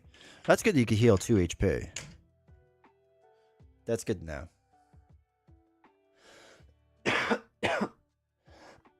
Adventurers Rest story text. Let's go. You escape, whether by fighting your way free, fleeing, or lying still until the jailers leave your seemingly fallen body. Afterward, you make your way to the bustling town center of the town to ply your trade in Tamriel. You accept a guild's offer of work in return for supplies and a place to briefly recover. When you awake, the first day of your new quest dawns, and you venture forth. Venturers typically rest each encounter. During rest, you heal some HP and remove 1 die from their tray. Well, that's different than what that says. However, after the jailbreaks, whatever, each adventure now heals the maximum life and okay, whatever. Return to page 13 and resume step 7, set up guild quest. Then read on to begin your sessions. Describe phases starting page 14. Okay, so wait, page 7 guild quest. Oh, does it mean in the other book?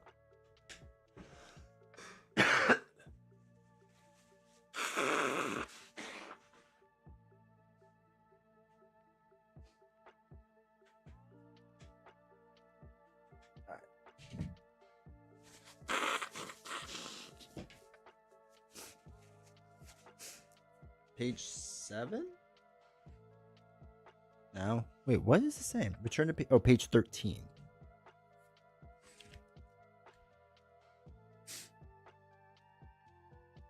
Set up guild quest.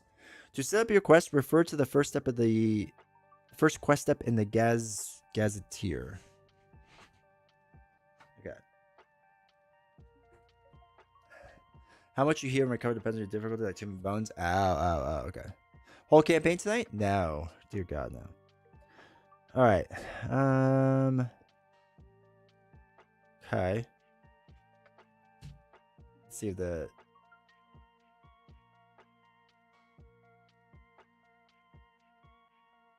Alright, start my campaign.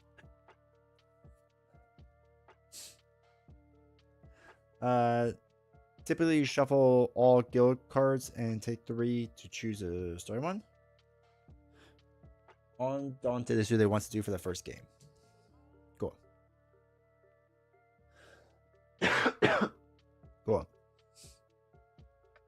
Got a description? Okay. Oh, we have to read the description. Okay. Apparently we're going to be undaunted. So, just FYI. Okay, so knowing no fear of beast or blade, the Undaunted are a group of daring treasure hunters who throw themselves headlong into delves and dungeons for fame and fortune. They laugh in the faces of death and Daedra for a chance at glory, honor, and treasure. Unfortunately, they use the Oxford comma in this, which is incorrect. So, they look for glory, possibly honor, and treasure.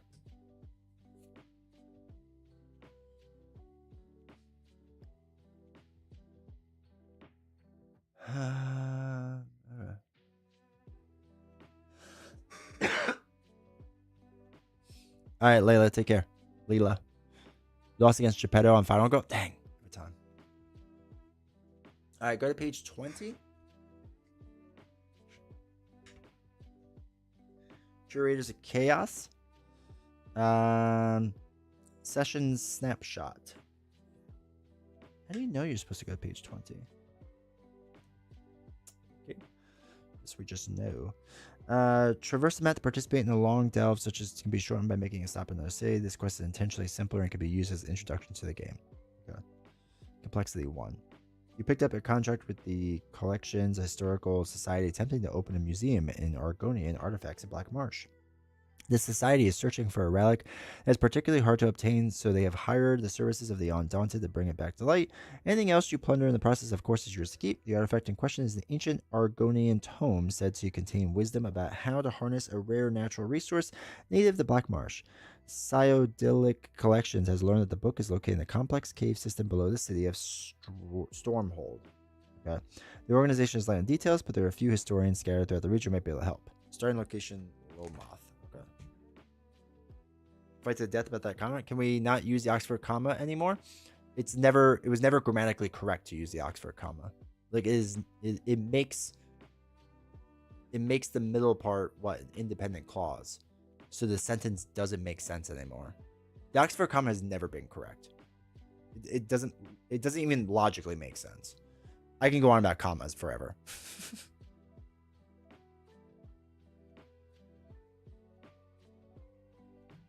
All right, read this session. That's fine. Okay. Little Moth? You don't logically make sense?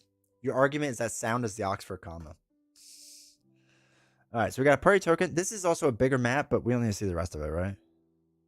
Oh, shoot, there's more. Quest objective. Okay. Travel to Stormhold and proceed to quest step B22 for the day's encounter, recommended by day 12. Initiates the end of the quest. Wait, it's like all this stuff quests that you could do throughout the whole thing. This is so when we mentioned earlier about like I don't understand how the whole concept of the game like connects together. This is what I mean. It feels like I just picked a random number, and I don't know if you like you just go through and call it a day, or you do an A, then a B, then it's I don't know. All right. Alternatively, you may choose to research the caves below Stormhold by traveling to Stone Waste or Percolating Mire and completing a town encounter, recommended by day 6. I don't know where that is. Oh wait, Stone Waste I see is way over here.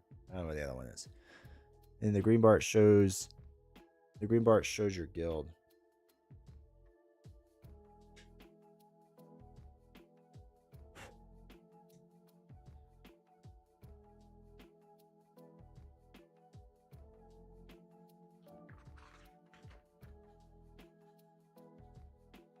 Oh, okay. I get what you're saying. Huh. I get it. Yeah. Interesting. Now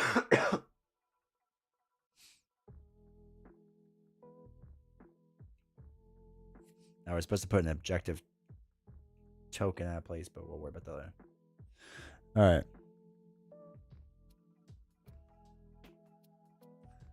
All right. So we want to go to Stormhold.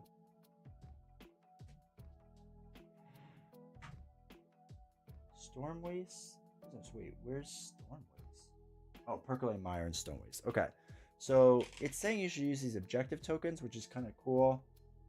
Stone Waste, Percolating Mire, and then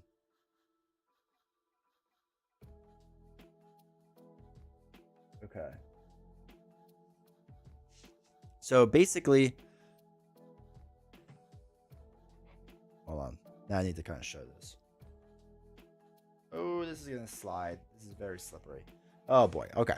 So it has like where you start, and it has like objective tokens, and it puts it on the map. So like we're gonna be traveling this map. I can't show it on screen because I need it off to the side.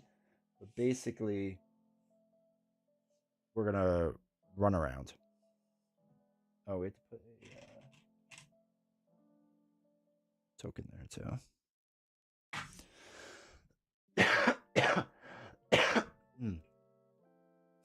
All right.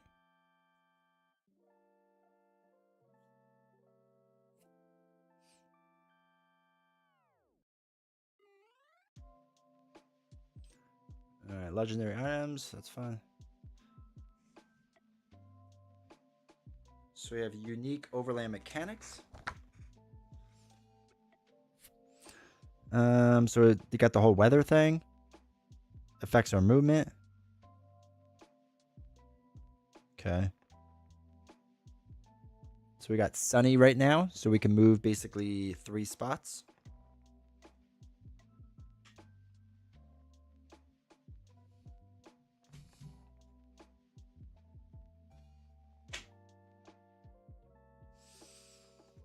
Okay. You can begin with day 1. Let's go. Let's go day 1. All right, town encounter. We're gonna do it. We're gonna do day 1.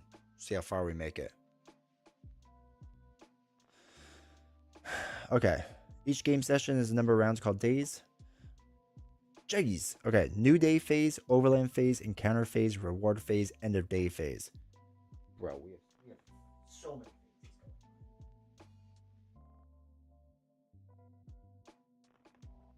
I feel like I need several cheat sheets of phases. Does that not exist? No, of course it doesn't. Why would it? Okay, that's fine. We'll figure it out. All right, new day phase. It's the new day. All right, so we have 1. Start of the first day. Success. Can do. No quest can go beyond 12 days. Okay. If it goes beyond 12, we're done. All right, overland phase. All right, we're flying. Usual overland phase, we can move our party and trigger an encounter. However, we must spend our first day in our starting town. Okay, that's easy. First day, you have to be in a new town. Cool. Encounter phase. What town are we? Little month. All right, we gotta read the introduction to Little month. So this is our phase, or our town that we're in for first phase. Known as the festering jewel of Merkmire, Lilmonth is a city of opportunity and danger, a place to make one's fortune and potentially lose it to criminals who run unchecked through the streets. Despite its unsavory elements, it is a beautiful old city that frequently charms its visitors. Cyrodilic Collections, an organization that collects Argonian artifacts, is attempted to found a museum here. Alright, so when an adventurer takes a shop town action, they may gain 2 items instead of 1. Okay, cool. Variga. Woo. Dude, thank you for 26 months, dude, at tier 1. I appreciate that, dude. You can take 2 actions in various towns.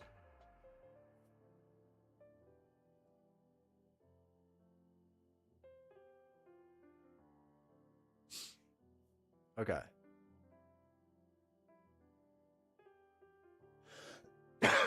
So, we do 6 common cards. 1, 2. They want us to do specific ones, but we're not doing that. 4, 5, 6. Alright, so we got 6 there. Cards. There's a bunch of different kinds. No, we don't care about that.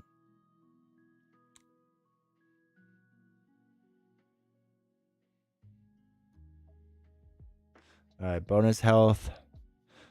The meatloaf is one of the things they want us to do stuff with. Alright.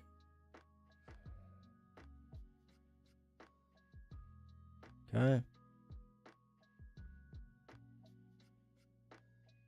Okay. It's fine. Fine.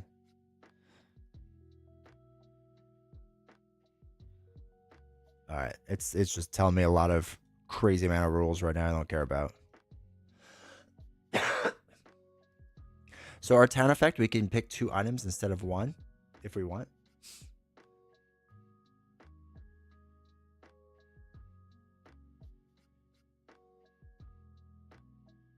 Alright. We're gonna take 2 items.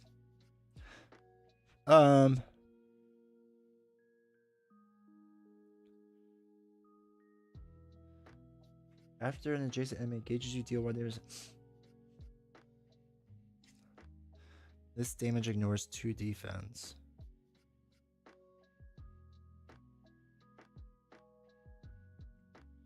I mean, that one, the bracers seem good.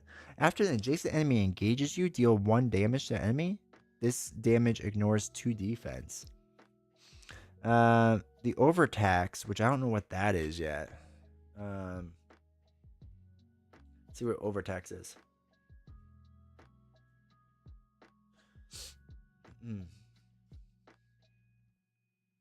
All right, overtax. Let's learn what that is. When you trigger the standard ability, you can overtax it or destroy it. I don't think I want to do that. I think I want this item and I want meatloaf. Why would you not want meatloaf, right? All right.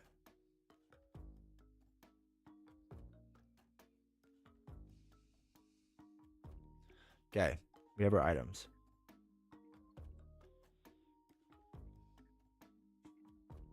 Okay, I have up to 4 cards. We got 3, so that's fine. Alright. So wait, do these cards just go back?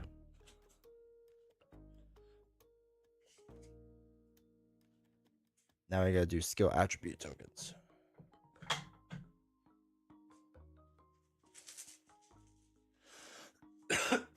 It wants us to find certain ones again. Shadow, acrobat. This one I will do, so I don't mess this up. Engineer. 07. Thank you for the 24 months. Yeah, I appreciate it. Compass, and we're looking for the Daedric one. All right, there we go. All right, so normally you would randomly pick these out. The game wants us to pick these certain ones. That was easy enough to get, so we'll do that. Oh, and then you get skill sheets. Holy cow. Oh, to fill this stuff out. Yo, what's heavy armor? Tell me more about heavy armor. While this dies in your... Alright, so it's a defense thing. These are placed in your cooldown track, providing defensive bonuses, but eating out values placed in your cooldown track. When exhausting heavy armor skill dice outside of the engage action, place in your cooldown track with a... Alright. Your cool track. Ooh, I like the idea of heavy armor. Right? We could switch to defensive mode. We could take some hits if we need to. We'd have to exhaust or get the exhaust dice thing, but I don't think that's as bad. I think I'm gonna do the heavy armor. I don't know if it's gonna be good or not, but I feel like armor is a good thing.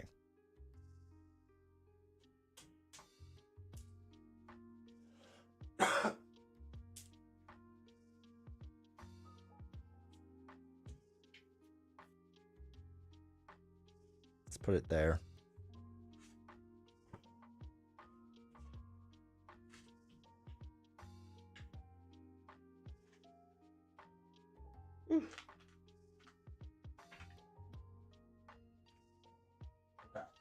We got the cooldown stuff. Alright, we're gonna worry about status stuff later on. We don't care about that.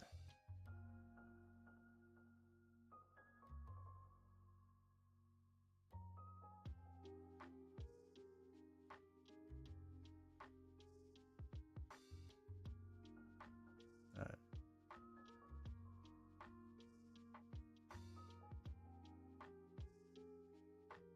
Oh. Wait, we don't gain any dice yet. My bad. So we just get it. We need XP to get that. We don't have that yet. Now there's the inn. Since it isn't clear on Dizer, when playing True Solo, they tell you to only put a single chip for each skill. So you don't end up pulling 2 heavy armor, for example. Oh, that's good to know. Okay. Alright. So it's just always got to be different. That's fine.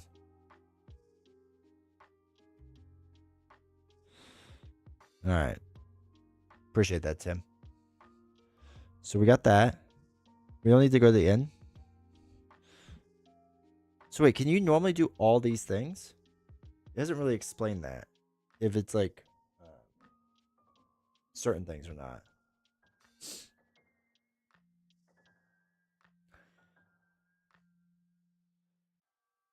Oh wait, you can only take 2 actions?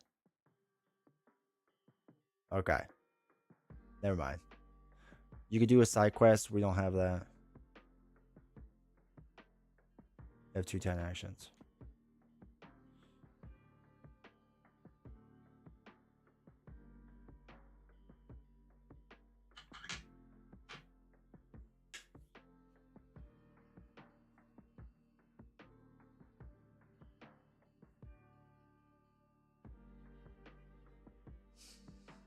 Alright, town square. Discard a treasure.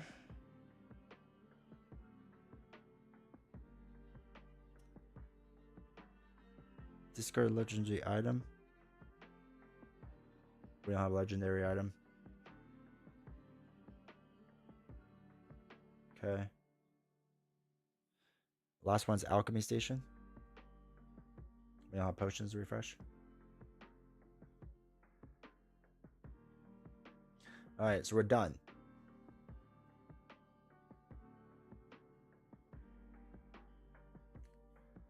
Skill line tokens go back. Reward phase.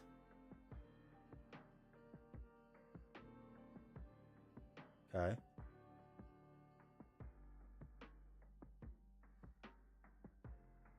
Okay.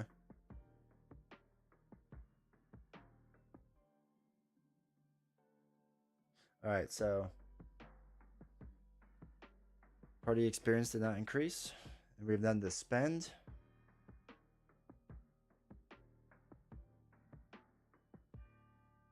And the day phase.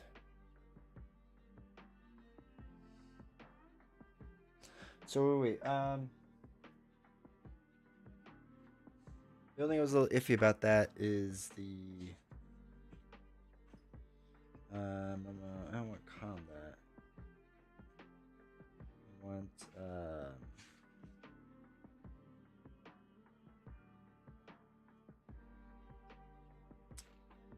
the only thing that was weird was it kind of showed that we didn't get experience, which is fine. But then it was like you change the dial of experience up one. I guess you still do that. All right, that's battle. All right, reward phase. All right, we didn't do that. Wait. What were we just doing? Yeah, reward phase.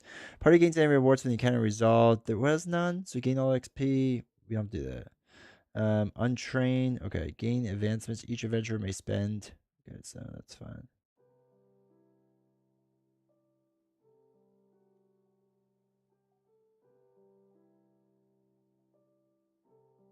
The party's leader increases the party's total XP on the XP dial by their value.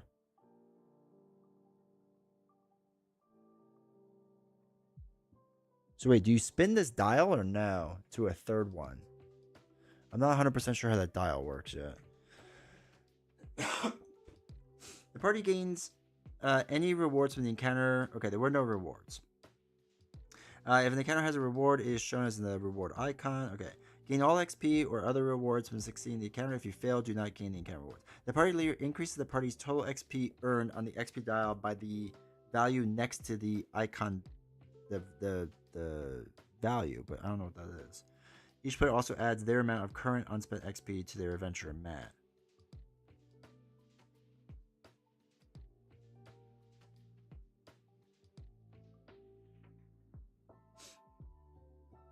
Yeah, I think it just goes up. I don't know. I'm gonna keep it at 2. It's very, very weird.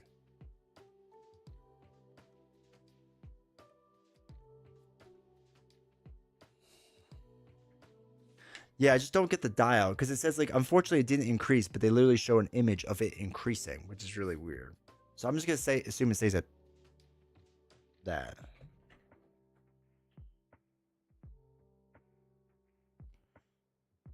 When the icon says it does, okay.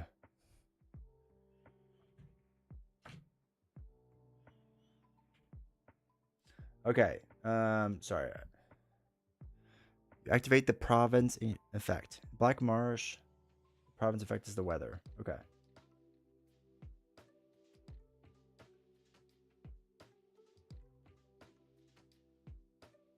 All right. Is it mending fences? No, it's extra credit.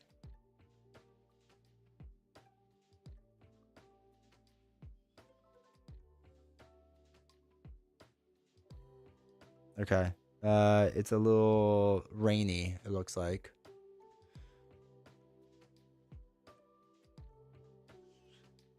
Rainy.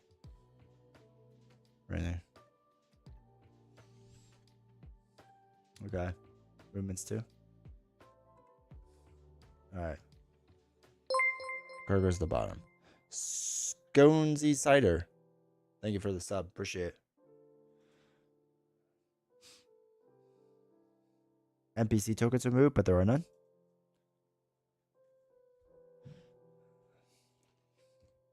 Alright, weather results. Okay. Nothing really to worry about there. Adventurer's Rest Step. Oh, heals 2 and 2 dice in the Apprentice. That's what we'll do. We'll do whatever the easiest is.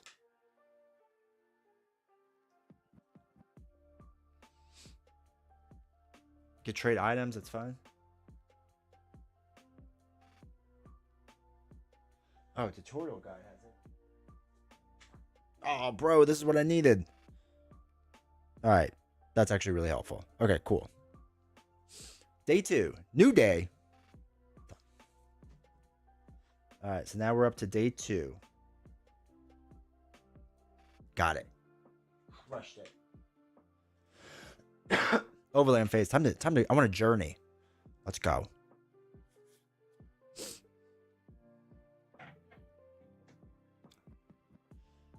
All right. We can move this thing and go check out some stuff.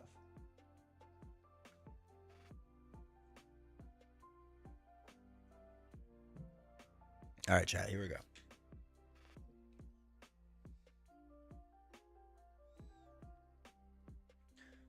We can go in the towns and stuff. There's a monument. Conflict. Unstable.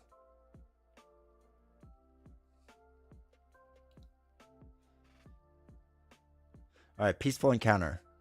Oh, I like this. I like the idea of peaceful encounters. Typically it's 3, but depending on the weather, we only got 2. Got it. Easy. We can move more by gaining light fatigue. Free checks.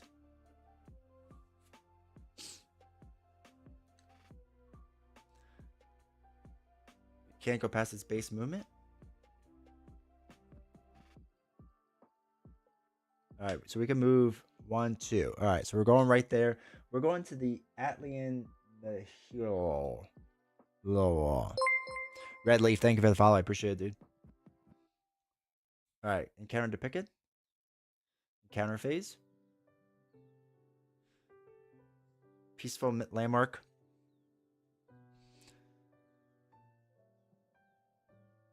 BM15.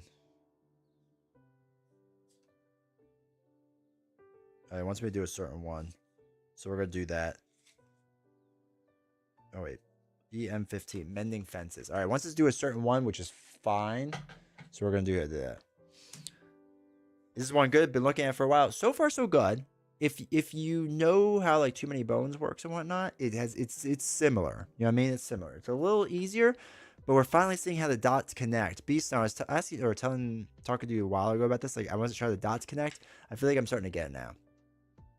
It's Elder Scrolls Chip Theory game. Been thinking about getting Too Many Bones for a while, but might wait for this. Possibly. Also, welcome Juiciest Bandit and Red Leaf. I have a gut feeling that this will be an improved upon Too Many Bones. I have all Too Many Bones. I love it. Don't get me wrong. I have a gut feeling this will be an improved upon version. All right, don't flip the card. Got it. Okay, we gotta read the story. As you pass by a small Saltrice farm, you see a shirtless, middle-aged Argonian struggling with a broken fence post that sunk into the mud. Spotting you, he attempts to wave you over, cursing as the effort allows the post to slip back into the mire. The dark elves think all is forgiven now that the pact has been signed. The farmer spits, but they still control the solstice markets, and they didn't respect the land they worked if it wasn't home to the mayor. I'm trying to get by on my own now, but it's getting harder all the time to have anything left over after I feed the Kwama. Care to lend a hand for the afternoon? Oh, we can be helpful. I always describe Gloomhaven as the Skyrim board games, but this one was a curveball.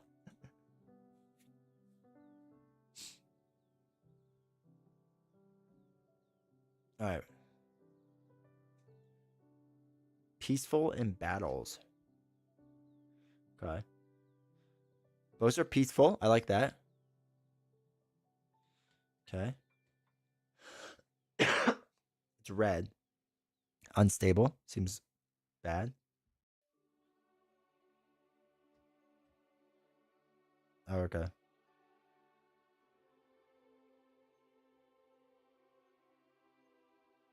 We could choose either one. All right. This icon is the experience. And I want 2 experience, wouldn't I? Have you picked the Squid Game board game? No. I didn't even know there was one. I'll have to check that out. I actually want to get the games, though, for it. All right, so persistent. After your next overland phase, you may move the party up to 3 additional hexes, then discard.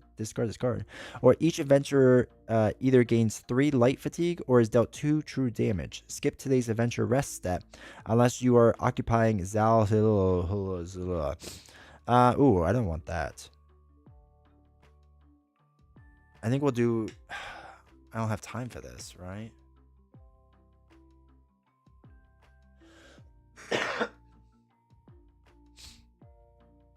I kind of want to do that one.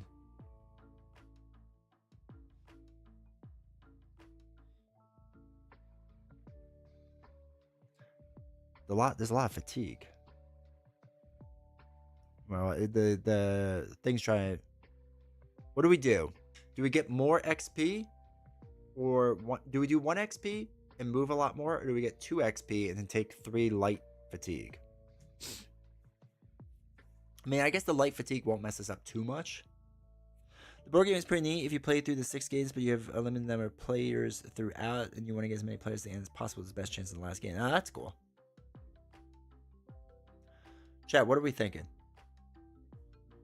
2 XP? I mean, right? Like, we need the XP we can get. With the 2, we can get both those defense dice, which feels like solid. It's not unstable, so that's fine. What is fatigue? Basically, we're going to roll dice to do stuff, and then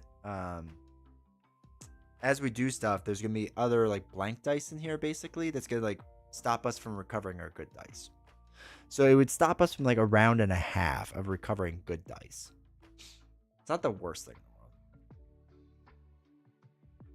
the world. I think we'll do the 2 XP. Oh, my thing fell. All right. So let's add 3 light fatigue. Okay. And then we get 2 XP. Will help the defense stay in your cooldown track longer too. Now you're thinking. That's some 4D chest.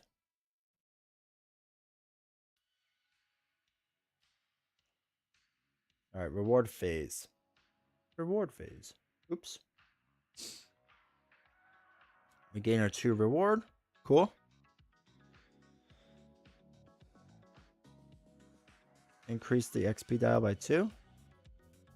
Okay. We're up to 4. Next on my list is going to be the Resi 1 board game. Nice. All right. We have 2 XP to spend now. Cool. Spend XP. So we can increase attributes. The middle is going to cost 2 to get another one of them. This would cost 2, but this would only cost 1 each. I think we're going to do 1 at 1, right?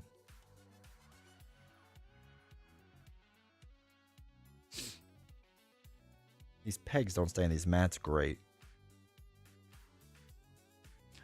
So I want to grab the expansion Night Cage at some point. I've never played Night Cage. I've heard good things, though. Extra health would be nice, but I think we'll do that in the future. I want the defense dice.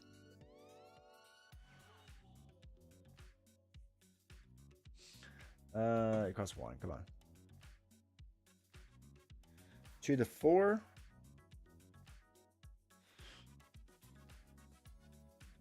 Okay.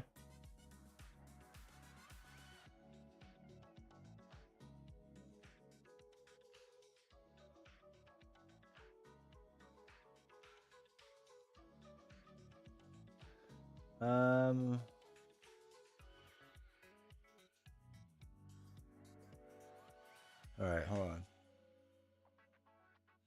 Levels 2 through 4, you must also have 1 of the others. Oh, I could pick a level 2 instead if I wanted to.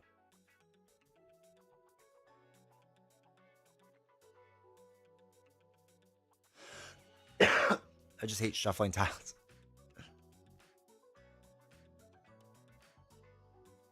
Okay. Is it worth getting a 2?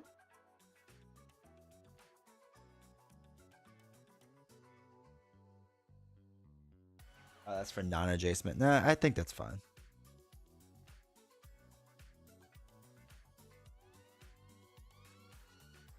Okay.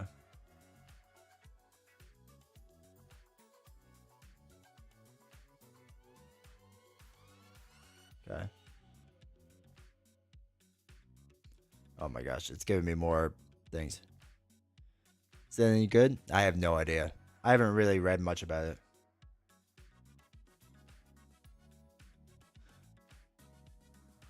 After before his, okay.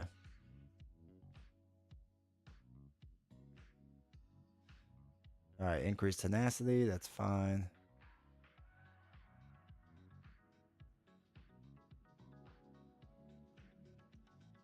Okay, that's fine. End of day phase. Province effect.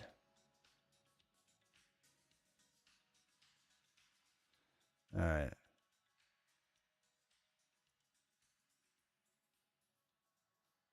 All right. So then we go to this icon. Mending fences, which makes it sunny. Cool.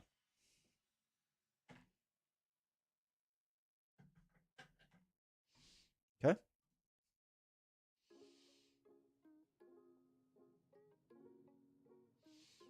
All right. We skip a rest step.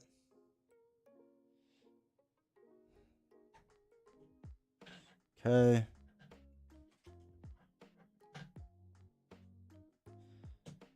Okay.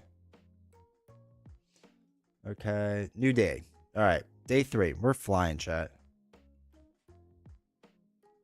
So we're up to 3. Now we do overland. All right. They're going to teach us how to fight. It's pretty light in comparison, but the Red Rising Morgan show has been really easy to take out and play recently. That's awesome. Also, Sconesy, welcome, chat. Red Rising solo is not bad at all. I've enjoyed it. 1, 2. All right, we're going to Blackbone Prison to see what that's like. But yeah, the solo mode I remember being not that bad. It was fun. I still think I like it more as like a group game, but it's still definitely not bad. All right, encounter phase.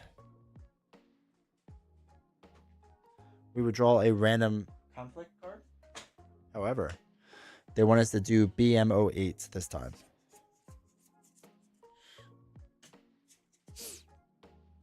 All right, they want us to do that to make life easier. All right, we got to read this story. The presence of Alton Coromant has always guaranteed a lively culture of pirates and smugglers in Black Marsh, but most of their tall tales of legendary buried treasure in the region have been nothing but idle talk at a late-night saloon. This map, however, seems a little more real. You found it clutched in the hand of a decaying orc skeleton, and a quick perusal of the area reveals that the landmarks line up perfectly to show you the mouth of the heretofore hidden cave opening. There's likely plenty of booty inside, but if anyone else finds out about this, you're liable to have a puzzle of plunderers on your hand. Okay. There's Clash. So it's telling me about battle modes. There's Clash. There's Dungeons. Oh, dungeons are big. Holy cow. And delves. Okay. Top one's a delve battle. Okay, so there's 2 different options. The top one's a delve option. The other one's the campfire thing, which is like peaceful. Okay, so follow the map to the underground hoard. When a item cache would be placed, place a legendary one instead. If the weather is flooding, it's not. Unstable, set the weather to flooding. We're not unstable, right? Battle objective, uncover. I'm a All right, and the other one is someone hardier than you would pay good money for a map like this. All right, I think we want to do the top one, right?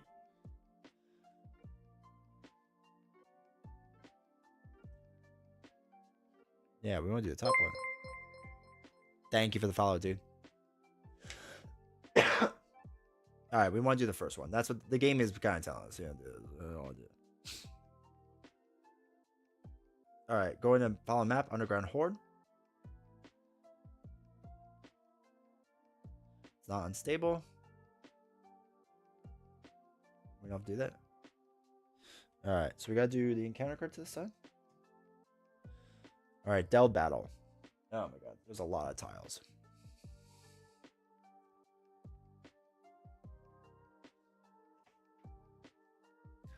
Okay, this is where it might get big, so we'll see how that goes.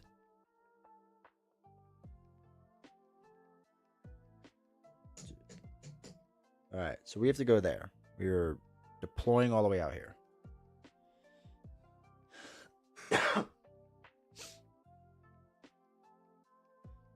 All right, clockwise, that's fine. Battle form. We have 4 or 3 in a ready slots. That's fine.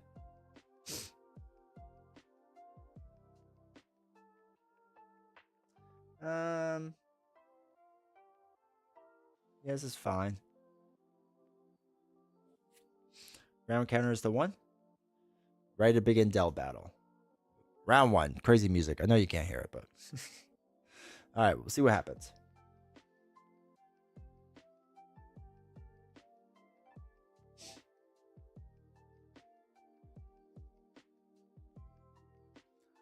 Okay. Think we're good still? Let's trigger explorations. Okay, cool.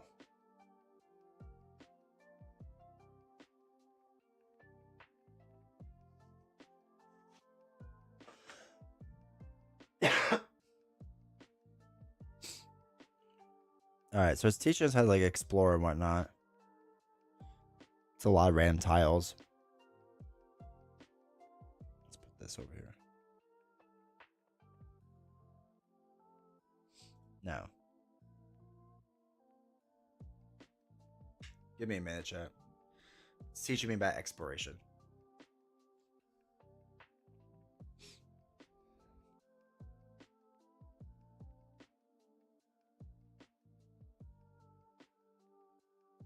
All right, it's just like showing me tiles and stuff.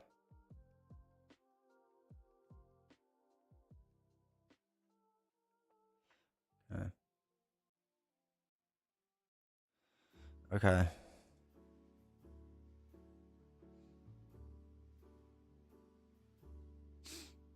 Okay. Oh boy, it's giving me a lot of stuff. All right, explore actions, all that stuff. All right, so we're here. So we're gonna do an exploration, basically. Drop. Top card. They wants us to do BM01.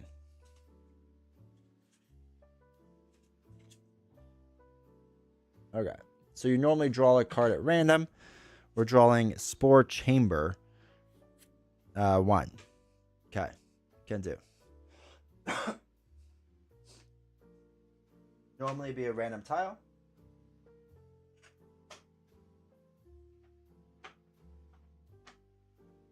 It wants us to pick a certain hex tile, which is this one. So normally you pick out a random tile right now. When revealed, each adventurer must either drain a combat skill die from anywhere on their adventurer mat or gain a Bane status. Alright. Ooh, we'll do a drain die. Can't use this for the remainder of the battle.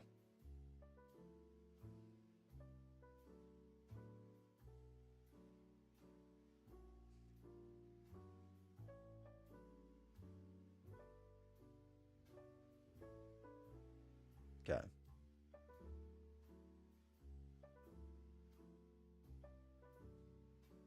Alright, drain the combat die.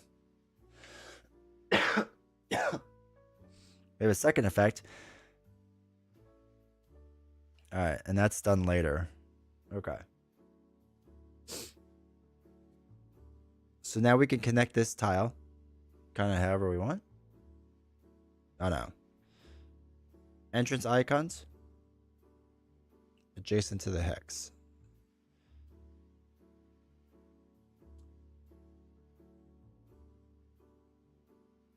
Okay.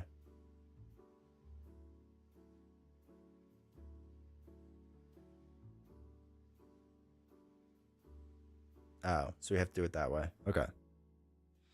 Oh, wait. We'll do this way. Okay. Place a cache. Okay, we don't do that. Nothing shown on the card. Okay. Oh, we have to do our enemy pool.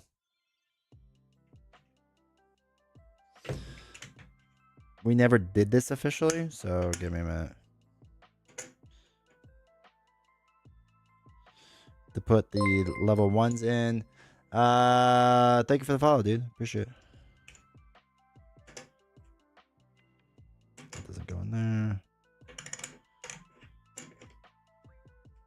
Alright, 1 through 5. Sorry, let me just get this. They wanted you to do this before, and I didn't because I didn't think we were going to be doing this much tonight, so. But I really want to know how this goes. Alright, so none of those go in. It's not really... There's not a lot of enemy chips they give you. Holy cow. Alright, one, SK.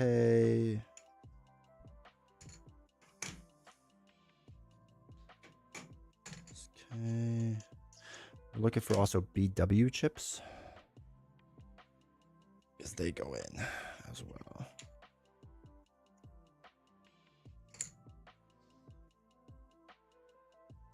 There's a... Or BM, I should say.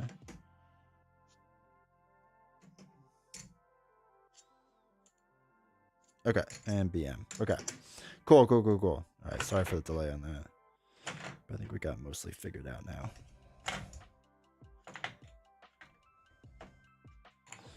Cool. So, what we have to do is now you will draw and deploy enemies based on the EP of the Delve card. Okay. So we have an enemy pool.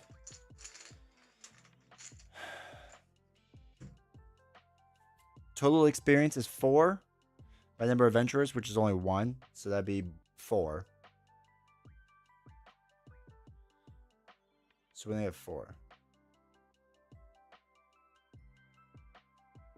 Must be spent efficiently.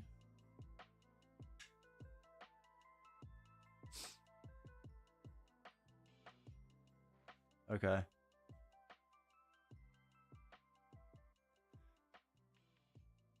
All right. So it's only 4. All right.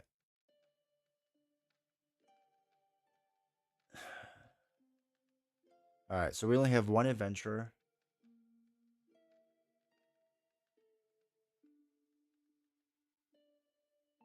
Raise the numeric value with the enemy.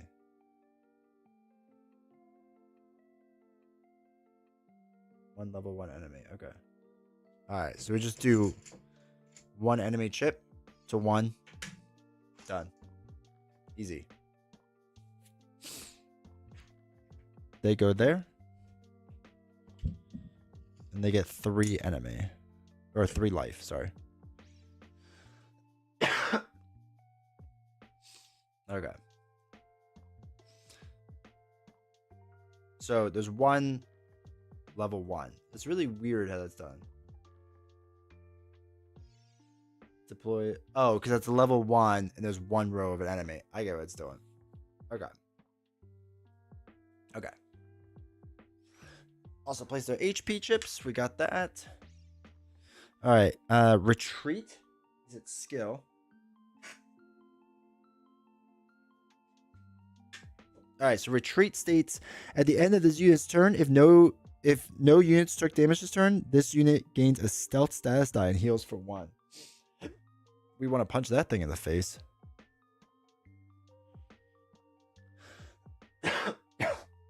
All right. Next enemy be deployed, but there are none.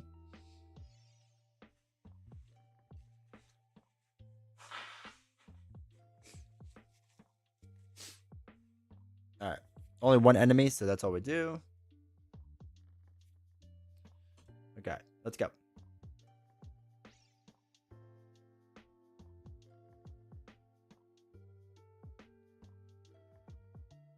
All right. So we're talking about sky shards now.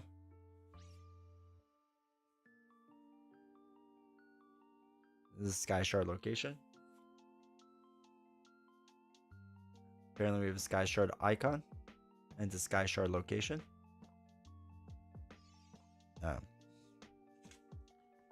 It has a Sky Shard, so we put that there. When we move into the hex, we get the Sky Shard.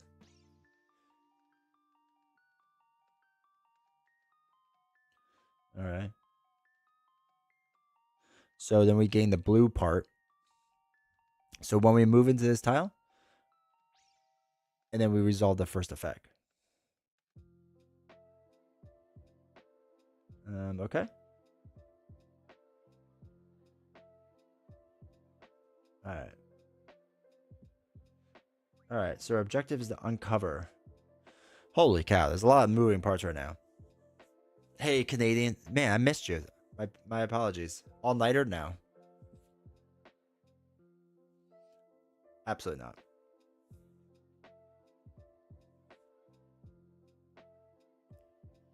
All right, so we have to gain Sky Shards. Okay, Sky Shards is 3. Somehow we're supposed to just know that. All good, dude? Imagine the first play takes a lot of step and headspace. Yeah. So we got to get 3 Sky Shards for whatever reason. I'm watching the replay. All right, appreciate it, Tim.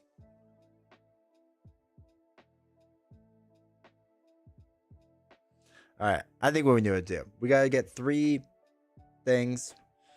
For some reason, we're supposed to know it's 3. Whatever. We also want to get super secret places as well, or whatever. Can't do explore and move in the same turn. But triggering at the beginning of your turn is not considered. All right, triggering exploration. Okay. Okay.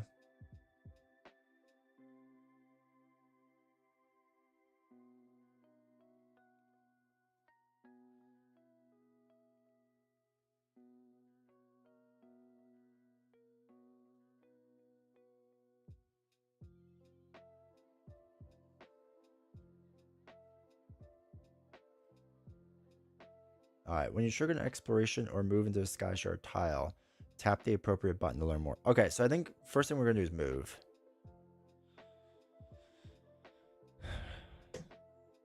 So we're going up to the stamina value, which is 2. We're only going to move the 1, right? That's all we got to do. So we're only doing 1.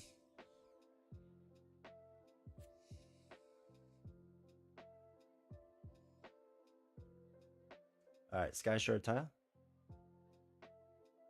I did. All right.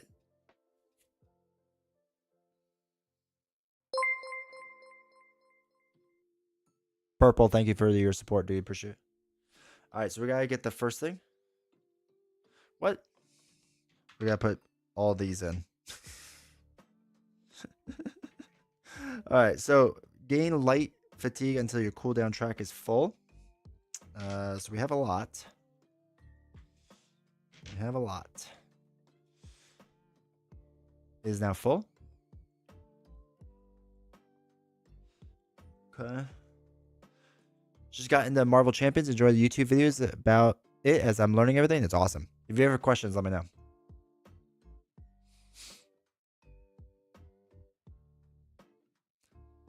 All right, we have a lot of light things.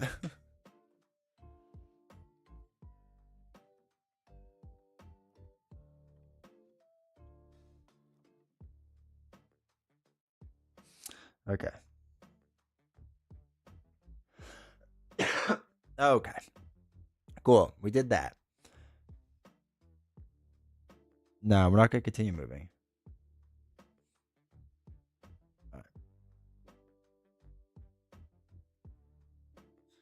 All right, where is the combat thing? Oh, here it is. All right, move, engage, cost ability, explore, delve only. Okay, so we gain light fatigue, but we don't do that.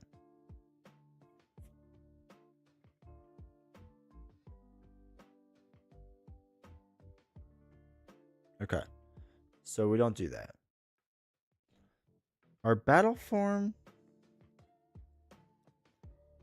we might as well be the defense one, right? Might as well. So we're going to do a defense battle form.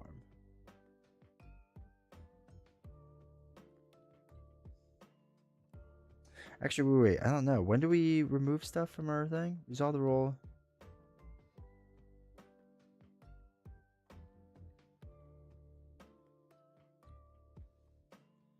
Oh, wait. We really don't want to do anything yet, right?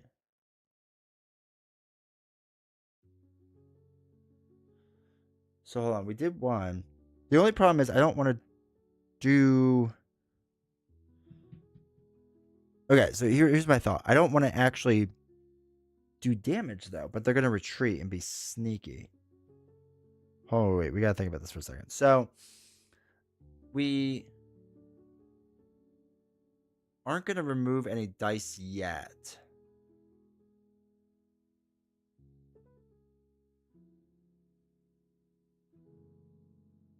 Right? We don't do that yet.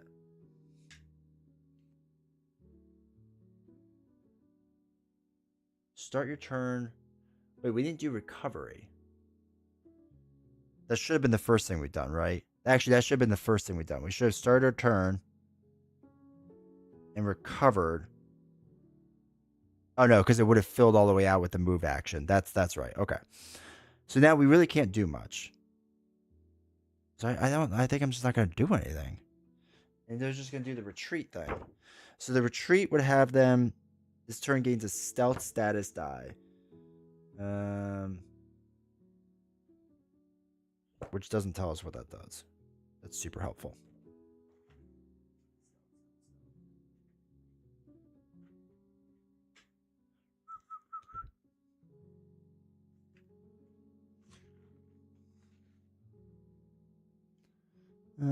Status die effects 23, 67.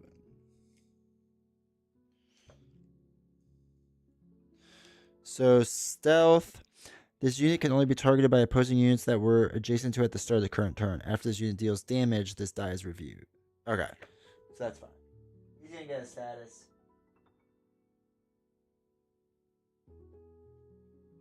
We could find a status. I don't know where the status die is. Oh, there it is. If it hurts you, then it will not retreat. But even if it does, we're next to him, so it doesn't even matter. Because it says if you were next to it, doesn't make a difference. I need a cheat sheet for the statuses.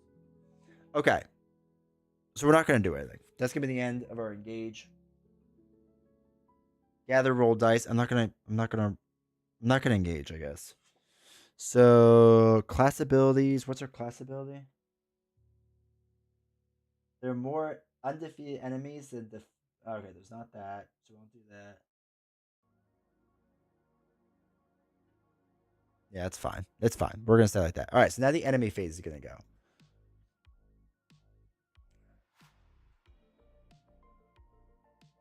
All right. If it hurts you, then we'll not retreat. Okay.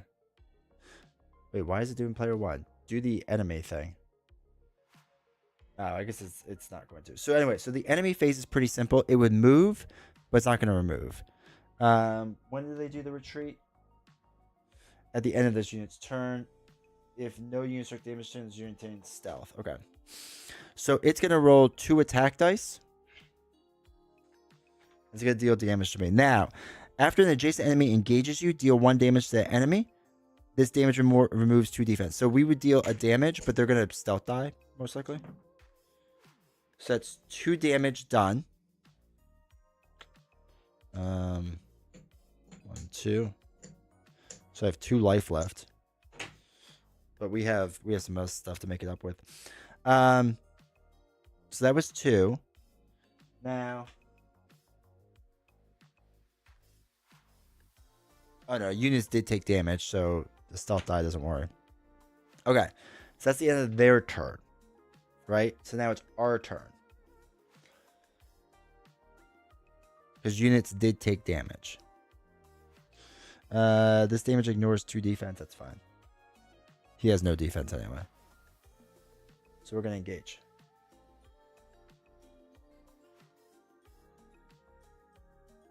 Okay.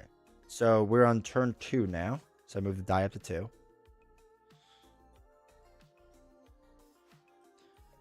I'm going to do the shield battle form.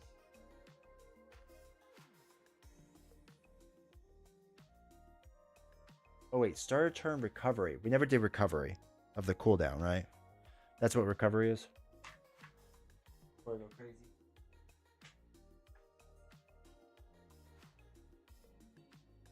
Recovery step 59. Remove the number of dice from your cooldown. Okay, yeah. Okay, we're good.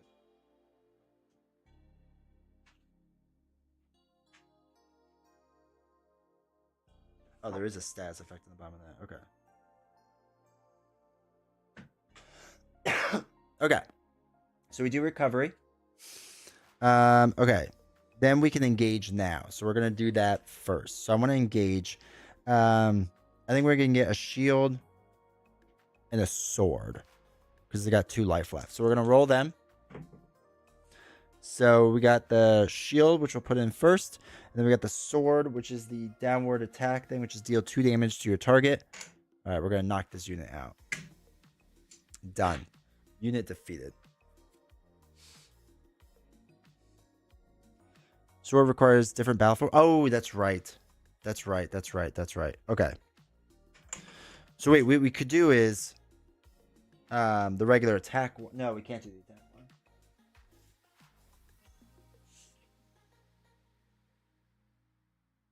No. Okay, so all we could do is the shield. So let's roll both shields. Okay, a 2 and a 1. Okay, that's the end of that. We're not going to do anything else. What's under these? Okay, I think we're done there.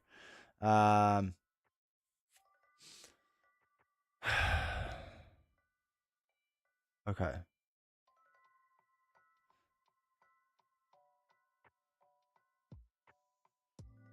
So they would move, they attack. So he's going to attack me. Again, adjacent, so I deal 1 damage. Just turning in, what's your thoughts so far? So far, so good. All right, so it's a 2 and a 1. Oh, wait, we could defend that. While this die is your cooldown track, when you are dealt damage by an adjacent enemy, you may prevent X damage. All right, so we just prevent all that damage. Dude, that's sweet. I like heavy armor a lot. But Heiser, I like it. There's just like a lot of little things. And once we learn those little things, I think it'll be better, but it'll take us a little bit to get there. Okay, so they did the movement. There was no movement to do. They attacked us. We defended all of it.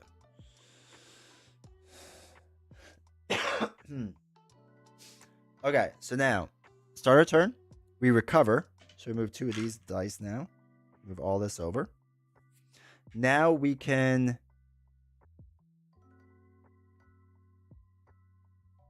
do the engage if we want. Yeah, let's do the engage. So I'm going to switch to the axe. And we're going to choose battle form, declare target, gather and roll dice. All right, so we won't apply the miss. But we'll apply the 1 attack, which will knock it out. So we defeated an enemy. Okay. Units react. There's nothing to react, so we're good. We dealt damage. Well, my Venom Goblin Standard 2, Expert 2 is going well as it sounds. It sounds terrible. The thing is with this tile, were we supposed to put a chip out there for it or no?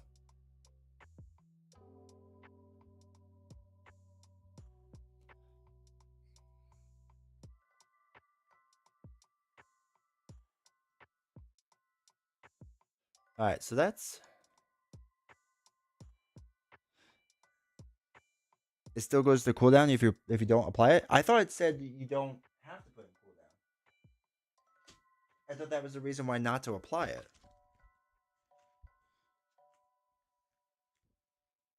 I thought that's what the tutorial said, but that doesn't mean much. But does anyone know? We put an enemy here, but there's an item bag here. Are we supposed to put the item there too? Where the cheat sheet needs a cheat sheet? Dude. It's wild. Game phase. Where's the combat? Battle rules. No, unless delve card said item on it. Oh, that's right. That's right. That's right. That's right.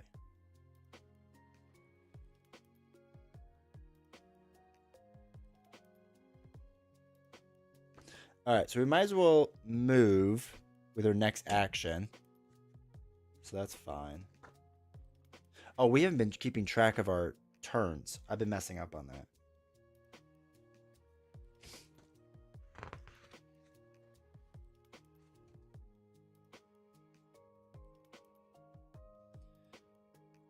Determine results to resolve. You are not required to resolve a die's result. Some abilities allow results to be modified by rerolling. Resolve abilities. Abilities are resolved one at a time in order the player chooses.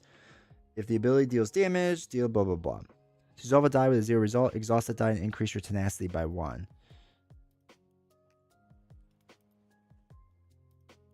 Each time you engage, you may roll. If you have 1 or more ready items, blah blah.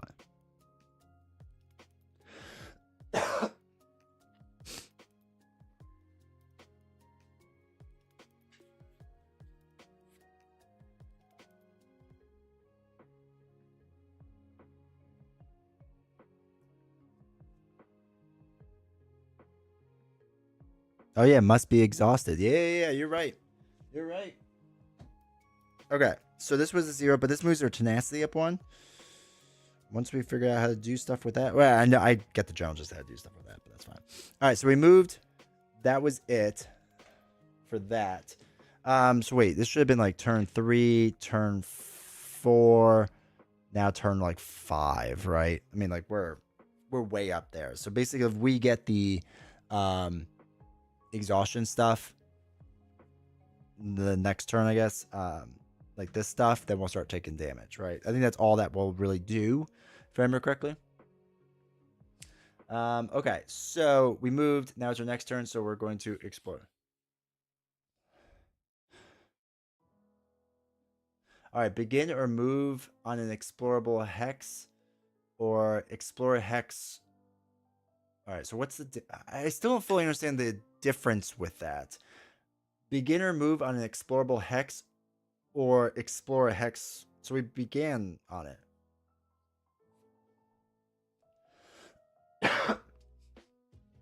So what's the difference? Explore the hex.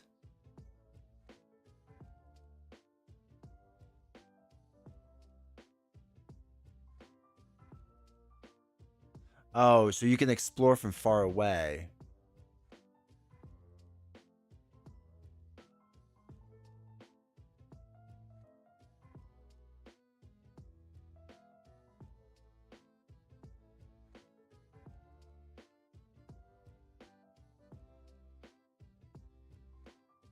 Okay.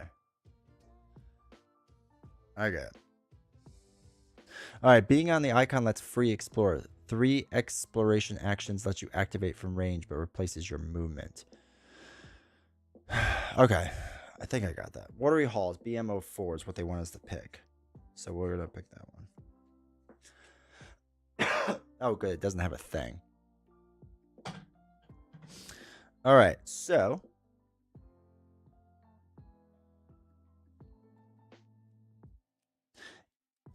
So we have to do this one because this is what it wants us to do.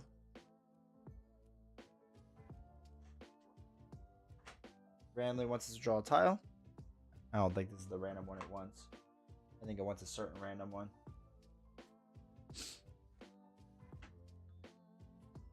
We're revealed. Each adventurer may choose to exhaust any number of available combat dice. Then each adventurer gains 1 light fatigue for each available combat skill die in their attribute row. Oh boy, okay.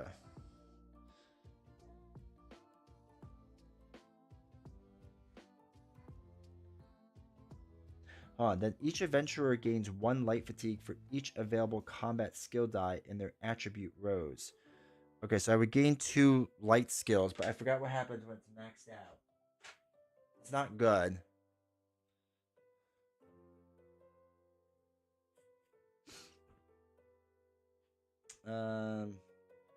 Light fatigue 23.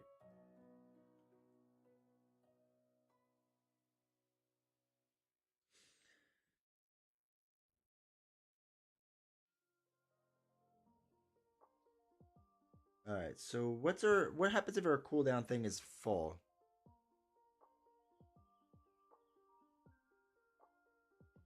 23.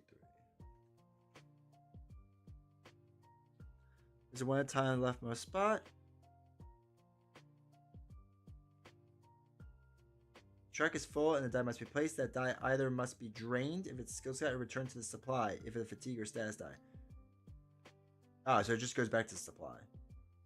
Then replace the rightmost non-over fatigue die in the track with an over fatigue die. The replaced die must either be drained or returned to the supply depending on its type. Oh, come on. So I lose both these dice?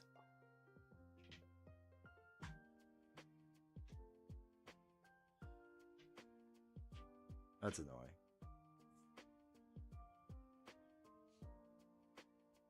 Alright, so...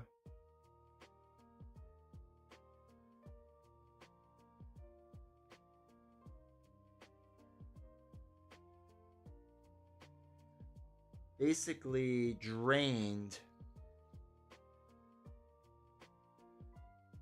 is 60.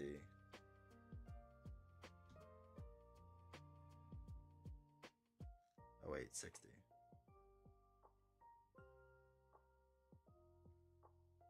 Okay, so it's drained, it's unavailable. Got it. Okay. Okay. Got that. So that stinks. We'll deal with that a bit later. So we did that, right? Did that. Okay, so now we have to connect this one to this one.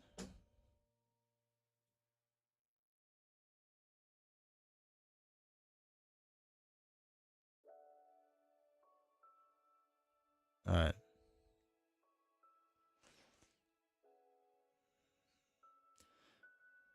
Then you become a family man. All right, so we got to play cash chip. Now it says we put a common one, but I think we put the fancy one, don't we?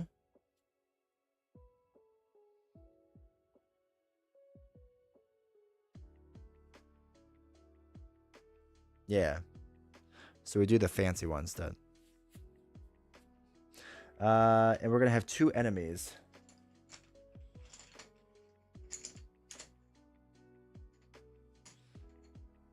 However, they also have a key. Okay, it's key digit with spiked border.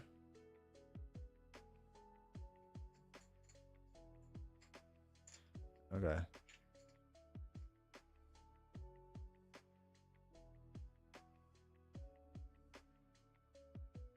All right, hold on. Just teach me how to do a fancy thing. A purple one.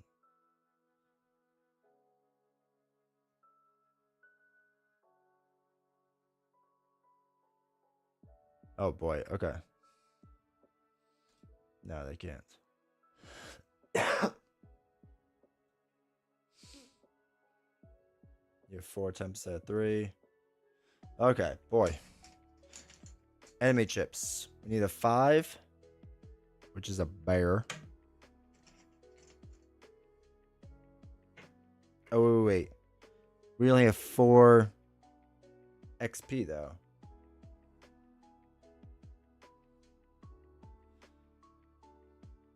So we only do 1 level. All right, so the enemy pool is only 4. Our delve card just has a 5 and a 1. So we can't do the 5 because our enemy pool number isn't high enough. So we just do the 1 and that's it.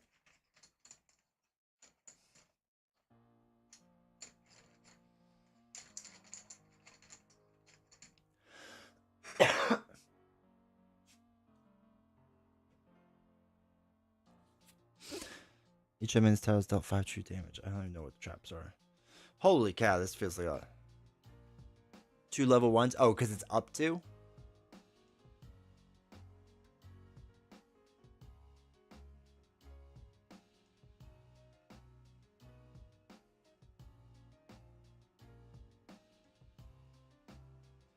All right, hold on.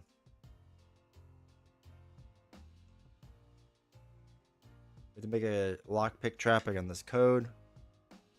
Works just the way it normally does. Okay. Can that be true?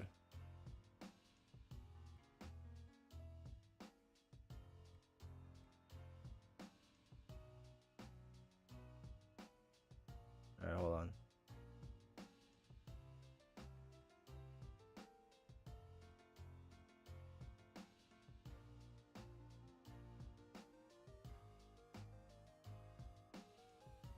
Ooh, okay. Alright, so we have to put in 2 ones, right? Whenever it has a number bigger than the EP left, do the next largest number, the EP. Okay, so a 1 and a 1. So we have a Nord Bandit with 6 life. Hey, Cap, how's it going, man? 2, 3, 4, 5, 6. And he goes in the furthest away 1. And then the wolf comes in with 4. Hungry like the wolf.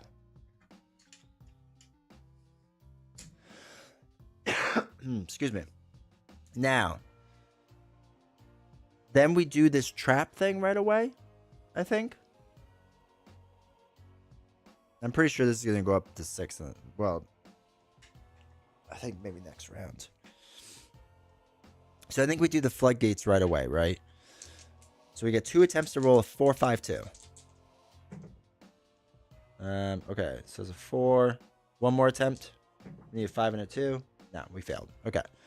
So that failed. We don't have to worry about that. It's a lot of fatigue, I know.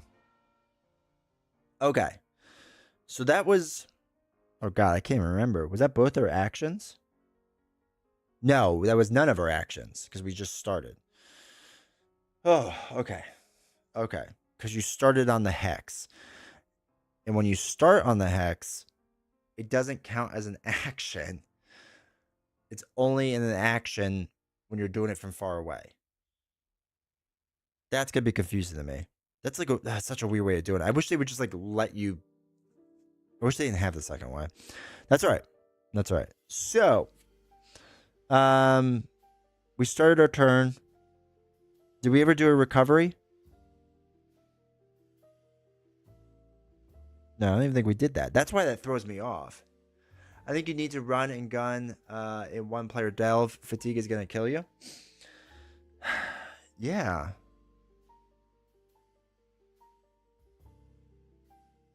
I mean, we have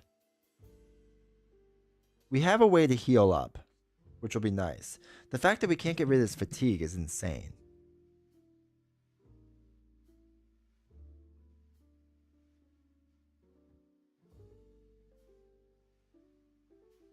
So we can heal, and it will save us a couple rounds. But it's going to cycle right back. I mean, we only have 4 dice.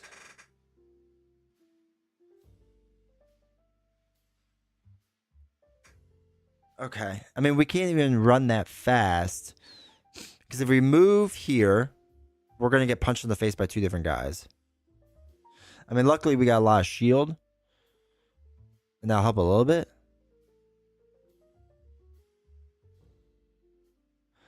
Next round, you take 3 true damage?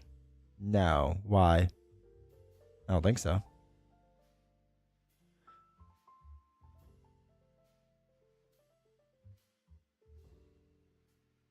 Why would I take 3 true damage? I think, so these damages I'm not going to take until they make it all the way down here.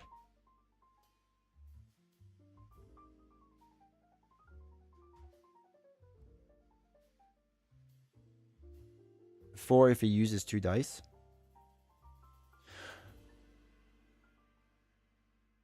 Yeah, I don't think I ever took stuff off of this for the beginning of my round because I was getting so thrown off with the... whatever it's called. Explore.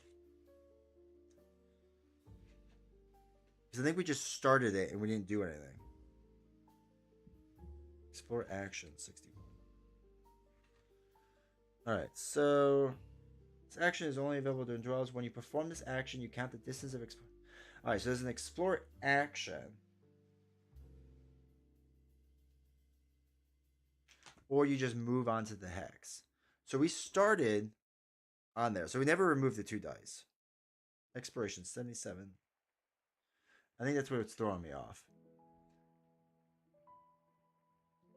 During a delve, adventurers explore the battle map by interacting with the entrance. When an adventurer explores a hex, they okay.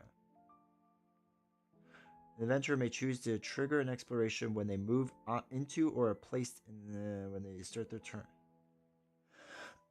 Yeah, so all we did was start our turn. So that's all we did. So starting our turn, we started on there, and because we started on there, that's what let us explore here. So we're not even on the next space yet. During their turn, an adventurer may choose to trigger an exploration when they move into or are placed into an explorable hex. Or when they okay, so that's it's just triggering exploration, it's not exploration action. Can continue to move action. So an explore action. Okay, exploring actions are the weirdest thing to me, so whatever.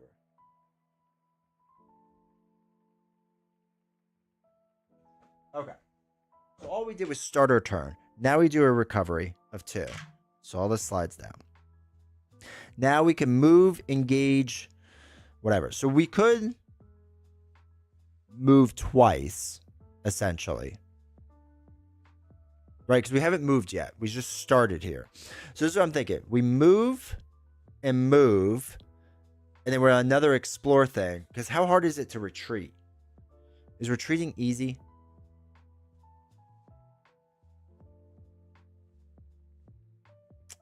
If retreating is easy, well, let me look that up. Because if I have to run all the way back, I don't know if that's going to happen. All right. Retreat. That's not even a thing in here. Why would that not be a thing in here?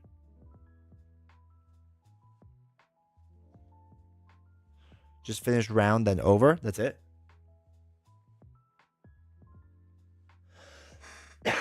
Okay.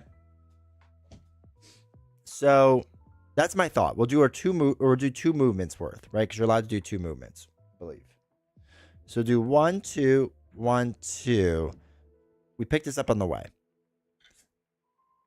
So we have our 3 things. This is a 1 that we have to get. Oh my god. So we have to get a 1 before we do everything else. Then we have to do a 5, 2, and 1.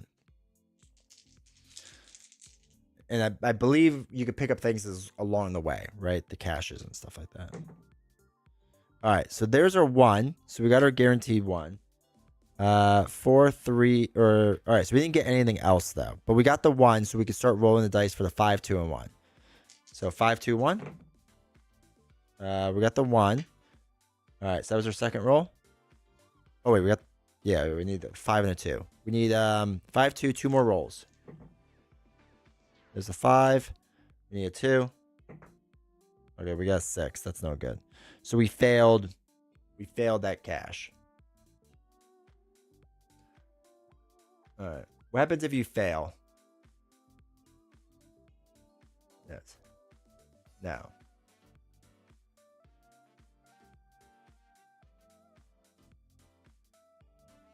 Do I have any more attempts? All right. Lost that. So that stinks. That was sad. All right. So then we get to do another. The exploration thing was if we land on it or start on it, right?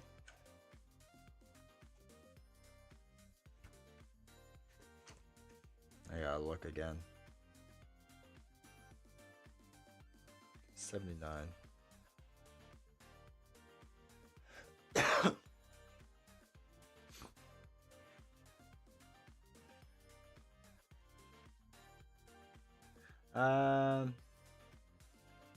When they move into or place an exploration hex or whatever, the adventurer can choose to trigger an exploration when they move into or place an explorable hex. Yeah, so we could do that. Okay, so we can now do the next explorer. All right, top card of the 12 deck is Dusty Corner. Oh wait, this goes here, so it's a triple 1.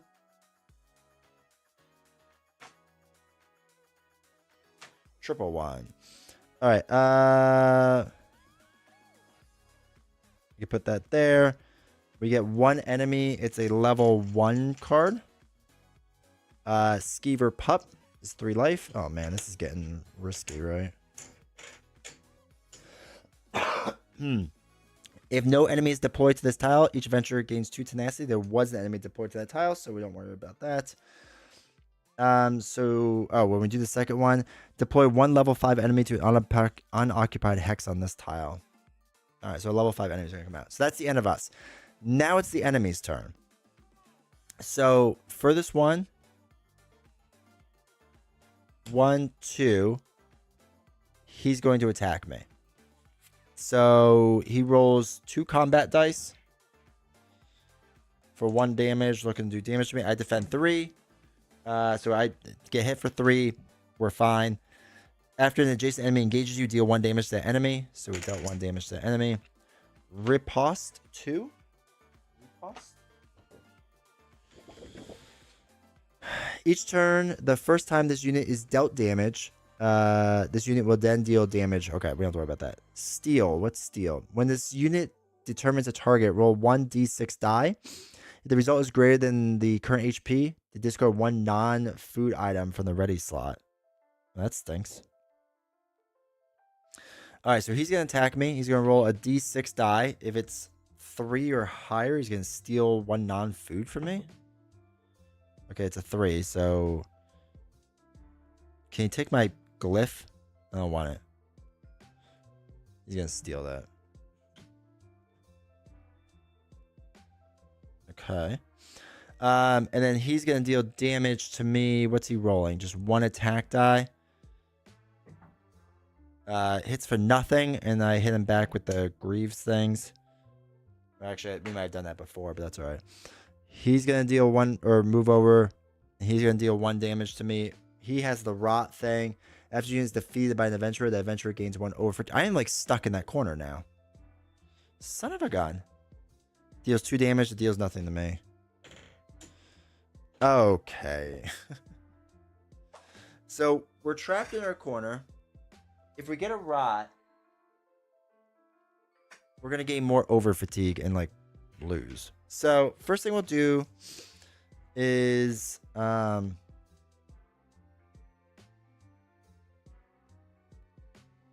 want to all right, start of turn. I want to use our item to gain 3 bonus HP. Oh wait, the bonus HP doesn't help us because this is going to hit from our true HP. And if we deal 1 to rot, okay, whatever. Recover 2. Oops. Okay. I'm going to engage with the Skeever Pup, I guess. This is so bad. Deploy 1 level 5 enemy to any unoccupied hex on this tile. Don't you need to advance the round? Oh, yeah, we do. Thank you. Thank you. It's at 6. Okay. So he's got 2 life left. I might as well roll this. Oh my god, it's a miss. Okay. I think we're just going to have to run away. Add 1 over fatigue and take 3 damage. No, you don't take damage yet, though, right? Wait.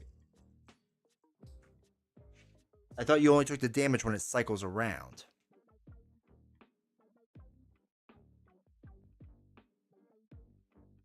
$57. Let's look at the round rules. Alright, battle rounds. Oh, this rulebook is so big.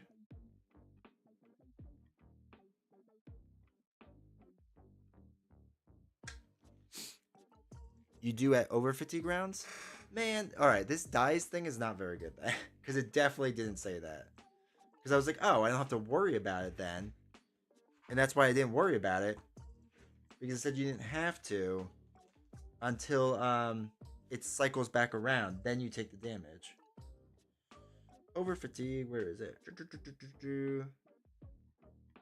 Cooldown track. Oh, cooldown track is what I mean. 23. Okay, cooldown track. Dice added to the track, blah, blah, blah. 13, blah, blah, blah. Okay. When an overfatigue die would be removed from the cooldown track during the recovery step, it is instead placed in the leftmost position. Alright. The cooldown track deals damage to the adventurer during fatigue round. Oh, yeah, it does say that. See battle page 57. Alright, so we lost. We died. That's annoying. Yeah, because the dice thing said it didn't deal damage till it circled back around. At least that's how I understood it, I should say.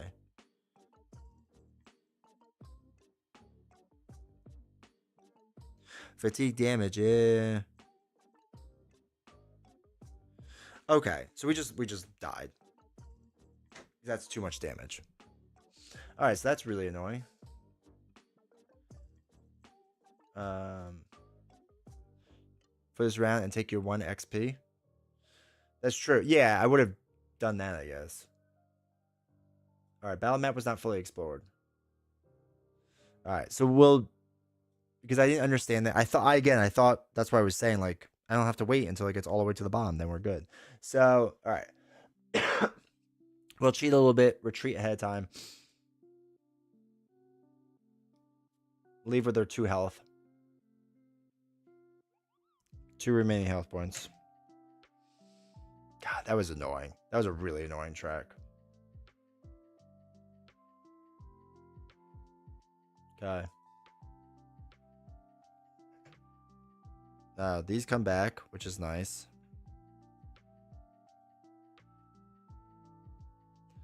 These all stay. Oops. Alright, so enemy chips go back.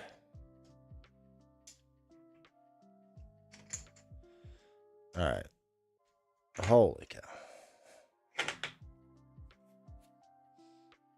Map goes away. Never played Team of Bones, but this reminds me of Victoria, and I'm liking it. Yeah, I like it. Man, but there's just like a lot of little rules right now. Like a lot of little rules. So do we get the 1 XP? Oh, it's going to tell me.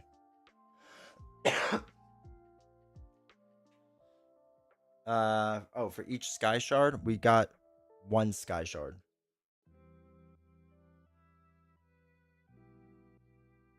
So we got up to 1, and this goes up 1. Okay. It's a lot to handle, but you get there? Yeah.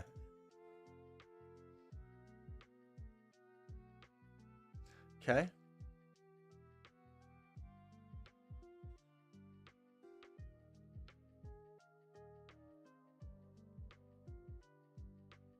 Oh, we can untrain things now. Nah. Next. We're not going to untrain. Alright. This makes me want to play Skyrim Adventure board game. Nice. Because the delve objective uncover, you get to keep 1 sky shard. Okay. Alright. So we got the 1, which is good.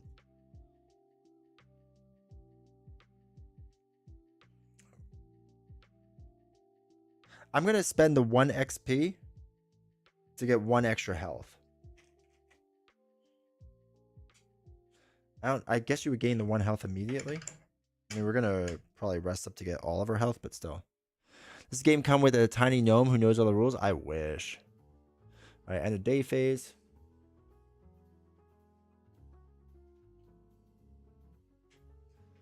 All right. Found our current peaceful card. So we draw a peaceful card, which means we are now in rainy weather.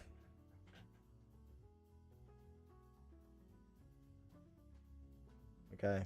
It's now rainy.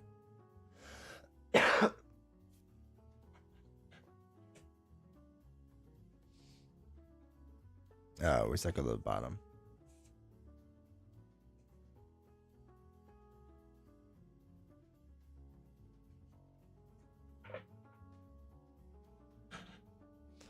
Okay. Lacking to the gnome is pressed though. Alright, so we heal 2 and remove 2 dice of any type in our thing. Wait, can we remove the black dice? Are we allowed to? Because I feel like you can't do that. Each adventure and removes 2 dice of any type. I feel like no, I guess you can. So yeah, it says you can. Okay. All right, so that's removed. We get 2 HP left because we're playing on the simplest difficulty, I guess. I assume when you gain a health, you gain the health as well for like this thing. May trade other items. We're not going to do that. We didn't get a side quest.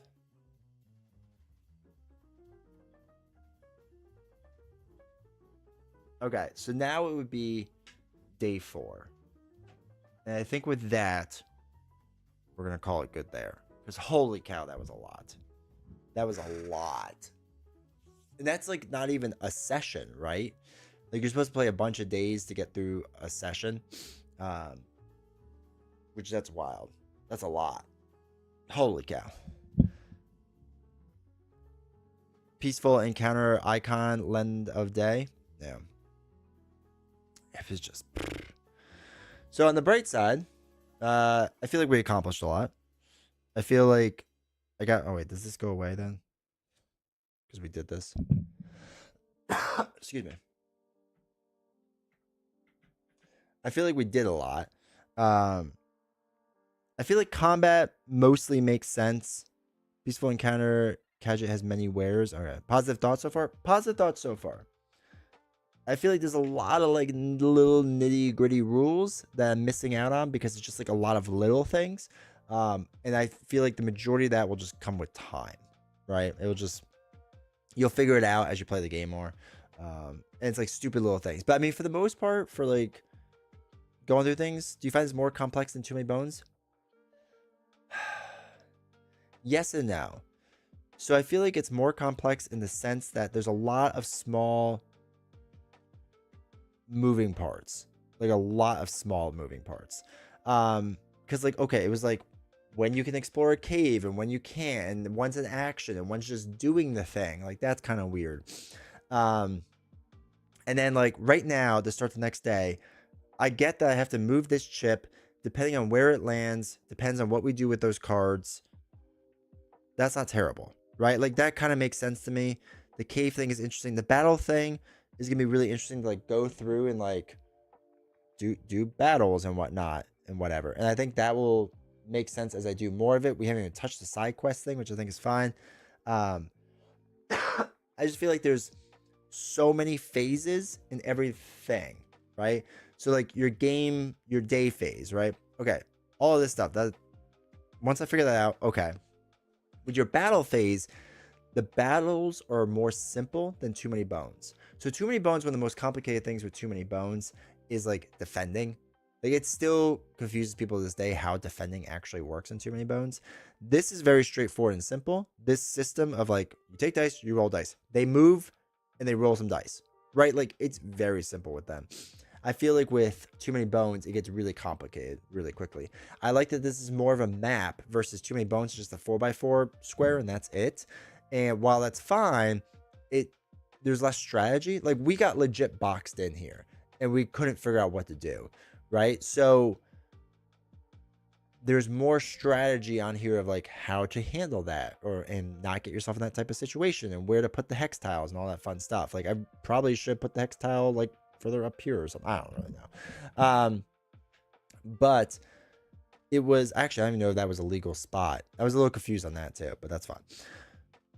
So the combat in Too Many Bones, I feel like there's like a lot of weird moving parts. And then every single character you learn in Too Many Bones has a lot going on. Doing this character was very simple. Like I didn't even do half their stuff, but like the idea of the character is pretty simple, which I think is good. So yeah, it's hard, but it's a different hard, I guess is the best way to put it. It feels a bit more different than Too Many Bones than I thought it was going to. Like there's a lot of emphasis on exploration and leveling up your character, which is fine, and the exploration. So it's definitely more about that, the exploration feel of it, than like combat. Like Too Many Bones feels like it's a combat driven game and you're trying to get to the boss basically. I don't know what my end goal is yet. I guess we'll see. Um, but yeah, it's. I mean, it's definitely a different feel. It's definitely a different feel, and so far so good. I think we'll try again next Wednesday and try this another round and see what happens. Now that we got a rough idea, we can kind of jump into it. Probably true solo is harder, maybe. I don't know. The weird thing is because I'm used to too many bones, where true solo is like the second hardest way to play, and 2-player is the hardest, and 3 and 4 is really really easy. I've read online that people are saying 1 and 2-player is actually really easy in this game, and it's probably because I just haven't figured out the strategy yet. So there's that. Um, but yeah, I mean, it's good so far. It's good so far. I can see this being like a really fun kind of campaign thing when you go through everything. Like there just seems like a lot to do, like a lot to do. So, like I said, Wednesday we'll do the next day. We'll do day 4 and see how that goes. Start exploring. I don't know how I'm gonna get all these chests and stuff. I feel like I need to level up my guy more and just I feel like I have so much going on. But at least I start with defense now, which is good, I guess. And I got extra health, which is good. Maybe I should prioritize more life instead of this defense thing. I don't know. We'll figure it out as we go along. So, oof. But I am tired. But the cool, actually, wait. The coolest part now with this, if we do this right, and the one thing I really, really, really, really like about it is that we should. Okay, so these have to come out. Oh wait, does all the fatigue come out? Oh, that's sad. All right, so the tenacity comes out. This comes out. And I guess the fatigue ones come out. Oh, that's sad. I wish they would have stayed. Hey, and then, yeah, there's an Elder Scrolls board game. So if you quit your campaign, was I not supposed to stop in between days? Is that what it's telling me? All right, hold on. Let me take a picture of this so I can remember where everything went. And I guess you lose your tenacity each time. So, put this stuff back. But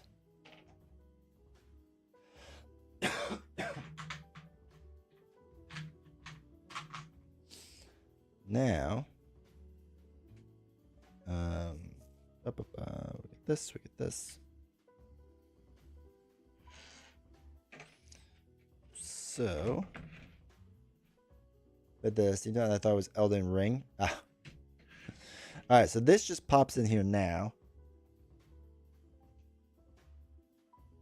And then, oops, there we go. I think that's the coolest thing is that like you can just like save your character in there. So I don't have to like take out the dice each time and whatever. Like that's really nice. So like that for sure. But yeah. I'm a little worried about how much I have to clean up now. I don't think it'll be that much. Never mind. It'll be a decent amount. But yeah. Anyway, hopefully you enjoyed the playthrough. Yeah, not Elden Ring, Elder Scrolls. Yeah. But yeah, so we'll continue this playthrough next time on Wednesday. Friday, I have no idea what Novels and I are doing yet. So we'll see. We'll get to that eventually. Closing that out. So we'll do that Friday with Novels. Like I said, I don't know what it's gonna be. She has to decide. And then Monday, we're probably gonna do Metal Gear Solid again because I really enjoyed that. And we'll do the second tutorial, maybe the third mission as well. We'll see if we have enough time now that we know how the game works. And then we'll probably do this again Wednesday as well because I want to see how this goes too. So anyway, all right. Appreciate everyone hanging out. Appreciate everyone being here. I'm getting out of here. Make sure you join the Discord if you have not yet. And I will see you all next time. Dark Souls board game, maybe one time. That was a good thing. Yeah, I appreciate you all hanging out. Hopefully you all enjoyed this. And see you all next time. Take care, everyone.